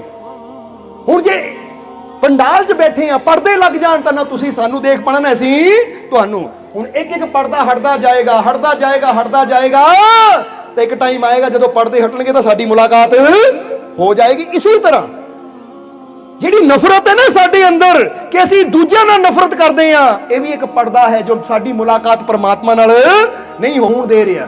ਅਸੀਂ ਹੇਰਾ ਫੇਰੀਆਂ ਕਰਦੇ ਆ, ਠੱਗੀਆਂ ਕਰਦੇ ਆ, ਲੋਭ ਲੈ ਕੇ ਬੈਠੇ ਆ, ਲਾਲਚ ਲੈ ਕੇ ਬੈਠੇ ਆ, ਦੂਜਿਆਂ ਦੀ ਨਿੰਦਿਆ ਕਰਦੇ ਆ, ਦੂਜਿਆਂ ਨਾਲ ਈਰਖਾ ਕਰਦੇ ਆ, ਸੜਦੇ ਆ ਦੂਜਿਆਂ ਨੂੰ ਦੇਖ ਕੇ, ਜਾਂ ਦੂਜਿਆਂ ਨਾਲ ਗਾਲੀ ਗਲੋਚ ਕਰਦੇ ਆ, ਦੂਜਿਆਂ ਨਾਲ ਬੁਰਾ ਬੋਲਦੇ ਆ, ਤਾਂ ਸਮਝ ਲਓ ਇਹ ਕੁਝ ਪੜਦੇ ਆ ਜਿਹੜੀ ਸਾਡੇ ਮੁਲਾਕਾਤ ਨਹੀਂ ਹੋਣ ਦੇ ਰਹੇ ਸਾਡੇ ਮਾਲਿਕ ਨਾਲ। ਅਗਰ ਅਸੀਂ ਇਹਨਾਂ ਪਰਦਿਆਂ ਨੂੰ ਹਟਾਉਂਦੇ ਚਲੇ ਜਾਈਏ ਤਾਂ ਫਿਰ ਕੀ ਹੋਏਗਾ? ਹੁਣ ਪਤਾ ਨਾ ਕਿ ਮੇਰੇ ਅੰਦਰ ਨਫ਼ਰਤ ਹੈ, ਤਾਂ ਨਫ਼ਰਤ ਦਾ ਪਰਦਾ ਹਟਾ ਦਿਓ ਕਿ ਅੱਜ ਤੋਂ ਮੈਂ ਕਿਸੇ ਨਾਲ ਦਿਲ 'ਚ ਨਫ਼ਰਤ ਨਹੀਂ ਰੱਖਣੀ, ਮੈਂ ਸਭ ਨਾਲ ਪਿਆਰ ਕਰਨਾ ਹੈ, ਕਿਉਂਕਿ ਸਾਰੇ ਹੀ ਮੇਰੇ ਮਾਲਿਕ ਦੇ ਬਣਾਏ ਇਨਸਾਨ ਹੈ, ਸਭ ਦੇ ਅੰਦਰ ਹੀ ਮੇਰਾ ਮਾਲਿਕ ਹੈ। ਇਸ ਲਈ ਜਰਾ ਹੁਣ ਗੌਰ ਕਰੋ, ਜੇ ਬੰਦਾ ਕਹੇ ਜੀ ਉਹ ਮੈਨੂੰ ਬੁਰਾ ਬੋਲਦਾ ਹੈ, ਉਹ ਮੈਨੂੰ ਸ਼ਤਰੂ ਸਮਝਦਾ ਹੈ, ਠੀਕ ਹੈ ਭਾਈ, ਉਹ ਤੈਨੂੰ ਸ਼ਤਰੂ ਸਮਝੀ ਜਾਵੇ, ਉਹ ਤੈਨੂੰ ਬੁਰਾ ਬੋਲੀ ਜਾਵੇ, ਪਰ ਤੂੰ ਸ਼ਤਰੂ ਨਾ ਸਮਝ, ਤੂੰ ਬੁਰਾ ਨਾ ਬੋਲ, ਤੂੰ ਆਪਣੇ ਅੰਦਰ ਇੱਕੋ ਹੀ ਰੱਖ ਕੇ ਇਹਦੇ ਅੰਦਰ ਵੀ ਮੇਰਾ ਮਾਲਿਕ ਵਸਦਾ ਹੈ। ਬੋਲੋ ਸਮਝਦੇ ਹੋ ਕਿ ਨਹੀਂ? ਜਿੱਦਾਂ ਹੁਣ ਸਮਝ ਲਓ ਫੁੱਲ ਦੇ ਅੰਦਰ ਵੀ ਉਹੀ ਹੈ ਤਾਂ ਕੰਡੇ ਅੰਦਰ ਵੀ ਉਹੀ ਹੈ। ਹੁਣ ਮੰਨਣਾ ਇਹੀ ਹੈ ਕਿ ਫੁੱਲ ਅੰਦਰ ਵੀ परमात्मा है, कंडे अंदर भी परमात्मा है, पर यह भी नहीं कहा कि कंडे ऊपर जाके पैर ही रख दईए कि लै भी परमात्मा का पैर रखा, नहीं, ये समझ सानू भी दी है। मनना यही है कंडे अंदर भी परमात्मा है, पर बच के भी चलना है, नफरत नहीं करनी कि फुल नाल प्यार करिए तो कंडियां नाल नफरत करिए, नहीं। इसलिए रब दे प्यारे अगर तुसीं उन्हां दी जिंदगी देखो तो किसी भी संत महापुरुष के जीवन नूं देख लो, जरा हुण गौर करना। जिद्दां असीं कई बार दसी ना जीसस क्राइस्ट के हत्थां पैरां 'च किल ठोके गए तो उन्होंने भी की किया, प्रभु इन्हों माफ कर दे, इन्होंने नहीं पता की कर रहे, उन्होंने वास्ते माफी मंग रहे हैं। बोलो समझते हो कि नहीं? जदों हजूर मुहम्मद साहब दे पत्थर मारे गए, उन्होंने लहू लहान किया गया ताइफ दे अंदर, तो कहा जाता जिब्राइल फरिश्ता आया और आके कहता हजूर एक हुक्म करो, इन्हां सारे ताइफ दे नगर दे लोगों नूं हुणे जमीन च दसा देवां, यानी हुणे भुचाल आवे तो सारे दस जन जमीन च। तो हजूर कहंदे नहीं, क्योंकि मैं इस संसार वास्ते रहमत बना के भेजा गया हाँ, अजाब नहीं। और अगर अज ए मैनू गाली दे रहे है तो ए जिब्राइल तू वो नहीं देख सकता जो मैं देख सकता हाँ, क्योंकि अज ए तो गाली दे रहे हैं, पत्थर मार रहे हैं, पर आने वाले समय च इन्हां दी औलाद वो मेरे नाल प्यार करने वाली होएगी। अगर अज ए खत्म हो गए तो इन्हां दी औलाद किद्दां पैदा होएगी? इसलिए मैं इन्हां नूं नहीं देख रहा, मैं आने वाले इन्हां दी औलाद नूं देख रहे कि वो मेरे नाल किन्ना प्यार करनगे। बोलो समझदे हो कि नहीं? हुण इत्थे दो चीज़ां हजूर ने कहियां कि एक मैनू अजाब बना के नहीं भेजा गया दुनिया ते, मैनू मेरे रब ने रहमत बना के भेजा, रहमतुल लिल आलमीन, सारे संसार वास्ते रहमत बना के भेजा है। ये हुंदे फकीर। हुण तुसीं भी सोचो, जदों तुसीं किसी नाल लड़दे हो, किसी नूं गाली दिंदे हो, किसी नूं बुरा बोलदे हो, किसी नाल झगड़ा करदे हो, पुछो अपने आप नूं ओ मैनू मेरे रब ने की किस वास्ते भेजा है? कि लड़न भेजा है, कि गाली देन भेजा है, कि निंदिया करन भेजा है, या मैनू मेरे रब ने इसलिए भेजा है कि मेरा रब प्यारा है तो मैं भी सब नाल प्यार करा, मेरा रब सब दा अच्छा करता है तो मैं भी सब नाल अच्छा करा। समझ रहे हो कि नहीं? हुण एक आदमी अगर भगवान नूं गाली दिंदा है, रब नूं गाली दिंदा है, तो रब की करता? कोई उपर पत्थर मारदा ओहदे? रब मारदा आसमान तो पत्थर कि तू मैनू गाली दित्ती आ खा पत्थर? तो पत्थर ही मारन दी रब नूं लोड़ नहीं, होता एक इशारा करे तो बंदा उत्थे खत्म। पर फिर भी रब नूं रिज़्क दिंदा है, हवा दिंदा है, सूरज की रोशनी दिंदा है, सब कुछ परमात्मा नूं दिंदा है कि नहीं? तो फिर सोचिया करो, जे रब नूं कोई गाली देवे तो रब उन्होंने सब कुछ दिंदा, तो जे कोई मैनू दे देवे, कोई रब तो बड़ा थोड़ी है मैं भी अपने मालिक का बच्चा है, जे रब माफ कर सकता तो मैं भी माफ किया। ये रब वाले गुण है, समझते हो कि नहीं? जदों साडे अंदर माफी का मादा होएगा सब दे प्रति, तब दुनिया ते शांति होएगी, दुनिया ते अमन होएगा, दुनिया ते सुकून होएगा, दुनिया ते प्यार होएगा। इसलिए पूछ लिया करो अपने आप नूं कि मैनू मेरे रब ने किस वास्ते भेजा है? कि मैनू शराब पीण भेजा है, नशे करन भेजा है, लड़ाइयां करन भेजा, झगड़े करन भेजा, किसी निंदा करन भेजा, किसी नूं अजाब देण भेजा, अजाब यानी सजा देण भेजा है, या मेरे रब ने मैनू भेजा है कि कुछ अच्छा कर जिहदे नाल किसी दा भला होवे, जिहदे नाल किसी दा फायदा होवे, जिहदे नाल किसी नूं खुशी मिले, जिहदे नाल किसी दे जीवन च सुकून आवे। पूछो अपने आप नूं मैनू रहम बना के भेजा है, प्रेम बना के भेजा है, या मैनू अजाब बना के भेजा है? क्योंकि जिन्हां नूं अपने आण दा मकसद पता लग जांदा ना कि मैनू मेरे रब ने क्यों भेजा है, कि वो किसी दे जुल्म नहीं करदे, वो किसी दा माड़ा नहीं करदे, वो फिर सब नाल प्यार करन दी, सब दा भला करन दी ही कोशिश करदे। नहीं तां देखो हर चीज़ नूं ये पेड़ रब ने क्यों बनाए? किसी का बुरा करने वास्ते आए या भला करने वास्ते? जवाब देना, तुसीं जवाब दिओ। क्योंकि इन्हां तो सानूं फल भी मिलते हैं, पत्ते भी मिलते हैं, टहनियां भी मिलदियां, लकड़ भी मिलती है, फुल भी मिलते हैं, कितना कुछ सानूं मिलता है इन्हां तो, ऑक्सीजन भी मिलती है कि नहीं? धरती साडा भला करने वास्ते बनाई। हुण मनदे हो तुसीं पेड़ साडा? जवाब देना तुसीं, पेड़ साडा ਭਲਾ ਕਰਨ ਵਾਸਤੇ ਬਣਾਏ। ਧਰਤੀ ਸਾਡਾ, ਹਵਾਵਾਂ ਸਾਡਾ, ਮਿੱਟੀ ਸਾਡਾ, ਪਾਣੀ ਸਾਡਾ, ਇਹ ਸੂਰਜ ਸਾਡਾ। ਹੁਣ ਇੱਥੇ ਤੱਕ ਗਾਉਂ, ਮੱਝ, ਜਾਨਵਰ ਸਾਡਾ ਭਲਾ ਕਰ ਰਹੇ ਕਿ ਨਹੀਂ? ਗਾਉਂ ਤੋਂ ਸਾਨੂੰ ਕੀ ਕੁਝ ਮਿਲਦਾ, ਮੱਝਾਂ ਸਾਨੂੰ ਕੀ ਕੁਝ ਦਿੰਦੀਆਂ ਹੈ, ਇਹ ਬੈਲ, ਇਹ ਘੋੜੇ, ਹਾਥੀ, ਕਿੰਨਾ ਕੁਝ ਇਹਨਾਂ ਤੋਂ ਸਾਨੂੰ ਮਿਲ ਰਿਹਾ ਹੈ। ਇੱਥੇ ਤੱਕ ਕਿ ਸ਼ਹਿਦ ਦੀਆਂ ਛੋਟੀ ਛੋਟੀਆਂ ਮੱਖੀਆਂ ਵੀ ਕਰ ਰਹੀਆਂ ਕਿ ਨਹੀਂ ਸਾਡਾ ਭਲਾ, ਸਾਨੂੰ ਸ਼ਹਿਦ ਮਿਲਦਾ ਹੈ। ਸੁਣ ਇੱਕ ਵਾਰ ਦੁਬਾਰਾ ਕਹਿਣਾ ਸਾਰਿਆਂ ਨੇ, ਫਟਾਫਟ ਕਹਿਣਾ, ਟਾਈਮ ਬਚਾਉਣਾ ਹੈ। ਇਹ ਧਰਤੀ ਸਾਡਾ ਭਲਾ ਕਰਨ ਵਾਸਤੇ ਬਣਾਈ। ਇਹ ਧਰਤੀ ਸਾਡਾ, ਇਹ ਹਵਾਵਾਂ ਸਾਡਾ ਭਲਾ ਕਰ ਰਹੀਆਂ ਹੈ ਨਾ। ਇਹ ਪੇੜ ਸਾਡਾ, ਸਾਡੇ ਭਲੇ ਵਾਸਤੇ ਬਣਾਏ। ਇਹ ਹਵਾਵਾਂ ਸਾਡਾ ਭਲੇ ਵਾਸਤੇ ਬਣਾਈਆਂ। ਇਹ ਸੂਰਜ ਸਾਡੇ ਭਲੇ ਵਾਸਤੇ ਬਣਾਇਆ। ਇਹ ਹਰ ਸ਼ੈ ਸਾਡੇ ਭਲੇ ਵਾਸਤੇ ਬਣਾਈ। ਤਾਂ ਤੁਹਾਨੂੰ ਜਵਾਬ ਦਿਓ, ਇੱਥੇ ਤੁਹਾਨੂੰ ਰੱਬ ਨੇ ਫਿਰ ਕਿਉਂ ਬਣਾਇਆ? ਕਿਸੇ ਦਾ ਬੁਰਾ ਕਰਨ ਵਾਸਤੇ, ਕਿਸੇ ਦਾ ਝਗੜਾ ਕਰਨ ਵਾਸਤੇ, ਕਿਸੇ ਦਾ ਦਿਲ ਦੁਖਾਉਣ ਵਾਸਤੇ, ਕਿਸੇ ਦੀ ਨਿੰਦਿਆ ਕਰਨ ਵਾਸਤੇ? ਉਹ ਨਹੀਂ, ਜਿਹੜਾ ਰੱਬ ਕਰੋੜਾਂ ਚੀਜ਼ਾਂ ਭਲੇ ਵਾਸਤੇ ਬਣਾ ਰਹੀਆਂ, ਉਹ ਇੱਕ ਚੀਜ਼ ਦੀ ਗਲਤੀ ਕਰ ਹੀ ਨਹੀਂ ਸਕਦਾ। ਉਹਨਾਂ ਤੁਹਾਨੂੰ ਵੀ ਬਣਾਇਆ ਦੂਜਿਆਂ ਦਾ ਭਲਾ ਕਰਨ ਵਾਸਤੇ। ਤਾਂ ਅੱਜ ਤੋਂ ਫਿਰ ਕਰੋ ਜਿਸ ਵਾਸਤੇ ਬਣਾਇਆ ਤੁਹਾਨੂੰ ਮਾਲਿਕ ਨੇ। ਫਿਰ ਕਿਉਂ ਕੰਮ ਕਰਨੇ ਕਿ ਜਿਸ ਵਾਸਤੇ ਸਾਨੂੰ ਬਣਾਇਆ ਹੀ ਨਹੀਂ? ਅਗਰ ਅਸੀਂ ਉਹ ਕੰਮ ਕਰਾਂਗੇ ਤਾਂ ਫਿਰ ਸਾਡਾ ਜੀਵਨ ਸਫਲਤਾ ਕਦੀ ਹੋ ਹੀ ਨਹੀਂ ਸਕਦਾ। ਇਸ ਲਈ ਤਾਂ ਗੁਰੂਆਂ ਨੇ ਕਿਹਾ ਨਾ, ਬਹੁਤ ਜਨਮ ਵਿਛੜੇ ਥੇ ਮਾਧੋ, ਜੇ ਜਨਮ तुम्हारे ਲੇਖੇ। ਇਹ ਕਿੱਦਾਂ ਲੇਖੇ ਲੱਗਣਾ ਹੈ? ਇਹ ਉਦੋਂ ਹੀ ਲੇਖੇ ਲੱਗਣਾ ਹੈ ਜਦੋਂ ਅਸੀਂ ਇਹ ਜੀਵਨ ਉਹ ਕੰਮ ਲਿਆਵਾਂਗੇ ਜਿਸ ਕੰਮ ਵਾਸਤੇ ਸਾਨੂੰ ਸਾਡੇ ਰੱਬ ਨੇ ਬਣਾਇਆ ਹੈ। ਇਸ ਲਈ ਅੱਜ ਤੋਂ ਸੋਚੋ, ਸੋਚ ਲਿਆ ਕਰੋ, ਇਹ ਹਰ ਚੀਜ਼ ਭਲੇ ਵਾਸਤੇ ਬਣਾਈ ਹੈ। ਤਾਂ ਜੇ ਮੈਨੂੰ ਵੀ, ਮੈਂ ਮੰਨਦਾ ਹਾਂ ਕਿ ਮੈਨੂੰ ਮੇਰੇ ਮਾਲਿਕ ਨੇ ਬਣਾਇਆ ਹੈ, ਤਾਂ ਮੈਨੂੰ ਵੀ ਉਹਨਾਂ ਭਲੇ ਵਾਸਤੇ ਬਣਾਇਆ ਹੈ। ਬੋਲੋ, ਸਮਝਦੇ ਹੋ ਕਿ ਨਹੀਂ? ਇਸ ਲਈ ਬੁੱਲੇ ਸ਼ਾਹ ਕਹਿੰਦੇ, ਬਿਨ ਮੁਰਸ਼ਦ ਤੋਂ ਕੁਝ ਵੀ ਕਰ ਲੈ, ਸੱਚੇ ਰੱਬ ਨੂੰ ਪਾਉਣਾ ਔਖਾ। ਉਹ ਦਰ ਮੁਰਸ਼ਦ ਦਾ ਫੜ ਲੈ ਬੁੱਲਿਆ, ਬਿਨ ਮੁਰਸ਼ਦ ਘਰ ਜਾਣਾ ਔਖਾ। ਉਹ ਕਹਿੰਦੇ ਫੜ ਲੈ ਮੁਰਸ਼ਦ ਦਾ ਦਰ, ਕਿਉਂਕਿ ਬਿਨਾ ਮੁਰਸ਼ਦ ਤੋਂ ਘਰ ਜਾਣਾ ਬੜਾ ਔਖਾ ਹੈ। ਇਸ ਲਈ ਰੱਬ ਤੁਹਾਡੇ ਅੰਦਰ ਹੈ, ਬਸ ਆਪਣੀਆਂ ਕਮੀਆਂ ਨੂੰ ਦੂਰ ਕਰਨਾ ਹੈ। ਔਰ ਸੰਤਾਂ ਫਕੀਰਾਂ ਦਾ ਕੰਮ ਹੀ ਇਹ ਹੁੰਦਾ, ਸਾਡੀਆਂ ਕਮੀਆਂ ਨੂੰ ਦੂਰ ਕਰਨਾ। ਇਸ ਲਈ ਅਸੀਂ ਚਾਹੁੰਦੇ ਹਾਂ ਤੁਹਾਡੇ ਸਭ ਦੇ ਜੀਵਨ 'ਚ ਖੁਸ਼ੀ ਆਵੇ। ਹੁਣ ਤੁਸੀਂ ਚਾਹੁੰਦੇ ਹੋ ਕਿ ਨਹੀਂ? ਹੁਣ ਦੁੱਖਾਂ ਦਾ ਕਾਰਨ ਕੀ ਹੈ ਤਾਂ ਖੁਸ਼ੀਆਂ ਦਾ ਰਾਜ ਕੀ ਹੈ? ਟਾਈਮ ਕਾਫੀ ਹੋ ਗਿਆ ਕਿ ਛੋਟੀ ਜਿਹੀ ਕਹਾਣੀ ਦੱਸਣੀ ਹੈ। ਦੁੱਖਾਂ ਦਾ ਕਾਰਨ ਕੀ ਹੈ ਔਰ ਖੁਸ਼ੀਆਂ ਦਾ ਰਾਜ ਕੀ ਹੈ? ਜਾਣਨਾ ਚਾਹੁੰਦੇ ਹੋ ਤੁਸੀਂ? ਉਹ ਅੱਜ ਇੰਨੀ ਦੁਨੀਆ ਤੇ ਦੁੱਖ ਕਿਉਂ ਹੈ ਔਰ ਖੁਸ਼ੀਆਂ ਦਾ ਰਾਜ ਕੀ ਹੈ? ਹੁਣ ਜਰਾ ਗੌਰ ਕਰਨਾ। ਇਹ ਛੋਟੀ ਜਿਹੀ ਕਹਾਣੀ ਫਿਰ ਸਤਸੰਗ ਨੂੰ ਸਮਾਪਤੀ ਤਰਫ ਲੈ ਕੇ ਜਾਵਾਂਗੇ। ਕਿ ਇੱਕ ਵਾਰ ਇੱਕ ਰਾਜੇ ਨੇ ਫਕੀਰਾਂ ਨੂੰ ਪੁੱਛਿਆ ਕਿ ਇਹ ਫਕੀਰ, ਇਹ ਦੁਨੀਆ ਤੇ ਇੰਨੇ ਦੁੱਖ ਕਿਉਂ ਹੈ? ਰੱਬ ਨੇ ਕਿੱਦਾਂ ਦੀ ਦੁਨੀਆ ਬਣਾਈ ਕਿ ਇੰਨੇ ਦੁੱਖ, ਲੋਕਾਂ ਨੂੰ ਇੰਨੇ ਦੁੱਖ ਕਿਉਂ ਦਿੱਤੇ? ਤਾਂ ਫਕੀਰ ਨੇ ਕਿਹਾ, ਰਾਜਾ, ਰੱਬ ਨੇ ਦੁੱਖ ਨਹੀਂ ਦਿੱਤੇ। ਇਹ ਰੱਬ ਦੁੱਖ ਨਹੀਂ ਬਣਾਉਂਦਾ, ਇਹ ਦੁੱਖ ਬੰਦੇ ਦੇ ਆਪਣੇ ਪੈਦਾ ਕੀਤੇ ਹੋਏ ਆ। ਬੋਲੋ, ਸਮਝਦੇ ਹੋ ਕਿ ਨਹੀਂ? ਕਿਹਦੇ ਪੈਦਾ ਕੀਤੇ ਹੋਏ ਆ? ਆਪਣੇ। ਕਿਉਂਕਿ ਦਰਅਸਲ ਬਾਹਰ ਦੁੱਖ ਘੱਟ ਹੁੰਦੇ, ਬੰਦੇ ਦੀ ਸੋਚ ਵਿੱਚ ਦੁੱਖ ਜ਼ਿਆਦਾ ਹੁੰਦੇ। ਬੋਲੋ, ਹੁੰਦੇ ਆ ਕਿ ਨਹੀਂ? ਤੁਸੀਂ ਕਹਿੰਦੇ ਜੀ ਉਹ ਕਿੱਦਾਂ? ਤਾਂ ਜ਼ਰਾ ਹੁਣ ਦੇਖੋ, ਇਹ ਇਦਾਂ ਹੁੰਦੇ ਕਿ ਗੱਲ ਉੱਡੀ ਬੜੀ ਨਹੀਂ ਹੁੰਦੀ ਜਿੰਨੀ ਮਨ ਸੋਚ ਸੋਚ ਕੇ ਬੜੀ ਬਣਾ ਲੈਂਦਾ ਹੈ। ਜਿੱਦਾਂ ਫਰਜ਼ ਕਰੋ ਕਿਸੇ ਨੂੰ ਬੈਠੇ ਬੈਠੇ ਫੋਨ ਆ ਜਾਵੇ ਨਾ, ਉਹ ਮੁੰਡੇ ਦਾ ਐਕਸੀਡੈਂਟ ਹੋ ਗਿਆ, ਤੁਸੀਂ ਹੋ ਕੀ ਹੋ ਗਿਆ? ਉਦਾਂ ਹੀ ਗੱਸੀਆਂ ਪੈਣੀਆਂ ਸ਼ੁਰੂ ਹੋਈਆਂ, ਭਾਵੇਂ ਉੱਥੇ ਮਾੜੀ ਜਿਹੀ ਝਰੀਟ ਹੀ ਕਿਤੇ ਨਾ ਮੋਟਰਸਾਈਕਲ ਜਾਂ ਗੱਡੀ ਨੂੰ ਮਾੜੀ ਜਿਹਾ ਡੈਂਟ ਹੀ ਪਿਆ ਹੋਵੇ, ਮੁੰਡਾ ਠੀਕ ਠਾਕ ਹੈ, ਸਾਰਾ ਠੀਕ ਠਾਕ ਹੈ, ਪਰ ਸਾਨੂੰ ਸੁਣੋ ਐਕਸੀਡੈਂਟ ਹੋ ਗਿਆ, ਅਸੀਂ ਵੱਡੀ ਗੱਲ ਬਣਾ ਲਾਣੀ ਕਿ ਪਤਾ ਨਹੀਂ ਕੀ ਹੋ ਗਿਆ, ਔਰ ਐਵੇਂ ਟੈਨਸ਼ਨ ਲਈ ਜਾਣੀ ਜਦੋਂ ਦੇਖਣਾ ਅੱਛਾ ਇੰਨਾ ਕੀ ਸੀ, ਸ਼ੁਕਰ ਹੈ। ਹੁਣ ਇਹਦਾ ਮਤਲਬ ਕਿ ਮਨ ਹਮੇਸ਼ਾ ਛੋਟੀ ਚੀਜ਼ ਨੂੰ ਵੀ ਬੜਾ ਬਣਾ ਲੈਂਦਾ ਹੈ। ਬੋਲੋ, ਸਮਝਦੇ ਹੋ ਕਿ ਨਹੀਂ? ਹੁਣ ਸਮਝ ਲਓ ਕਿ ਕੋਈ ਤੁਹਾਨੂੰ ਕਹੇ ਉਹ ਘਰ 'ਚ ਸੱਪ ਆ ਗਿਆ, ਤਾਂ ਹੁਣ ਜੇ ਤੁਸੀਂ ਨਹੀਂ ਦੇਖਿਆ ਨਾ, ਤੁਸੀਂ ਕਿਤੇ ਬਾਹਰ ਹੋ, ਹਾਏ ਕੀ ਬਣੇਗਾ, ਕਿਤੇ ਕਿਚਨ 'ਚ ਨਾ ਚਲਾ ਜਾਵੇ, ਕਿਤੇ ਬੈਡਰੂਮ 'ਚ ਨਾ ਚਲਾ ਜਾਵੇ, ਕਿਤੇ ਬੈੱਡ ਉੱਪਰ ਨਾ ਚੜ ਜਾਵੇ, ਤੁਸੀਂ ਐਵੇਂ ਸੋਚ ਸੋਚ ਕੇ ਦੁਖੀ ਹੋਈ ਜਾਣਾ। ਜਦੋਂ ਘਰ ਪਹੁੰਚਣਾ ਕੀ ਹੋਣਾ, ਉਹ ਸਾਹਮਣੇ ਬੈਠਾ ਤੁਸੀਂ ਡੰਡਾ ਲੈ ਕੇ ਬਾਹਰ ਕੱਢ ਦੇਣਾ, ਲੱਗਣਾ ਲੈ ਐਵੇਂ ਸੋਚੀ ਜਾਂਦਾ ਸੀ।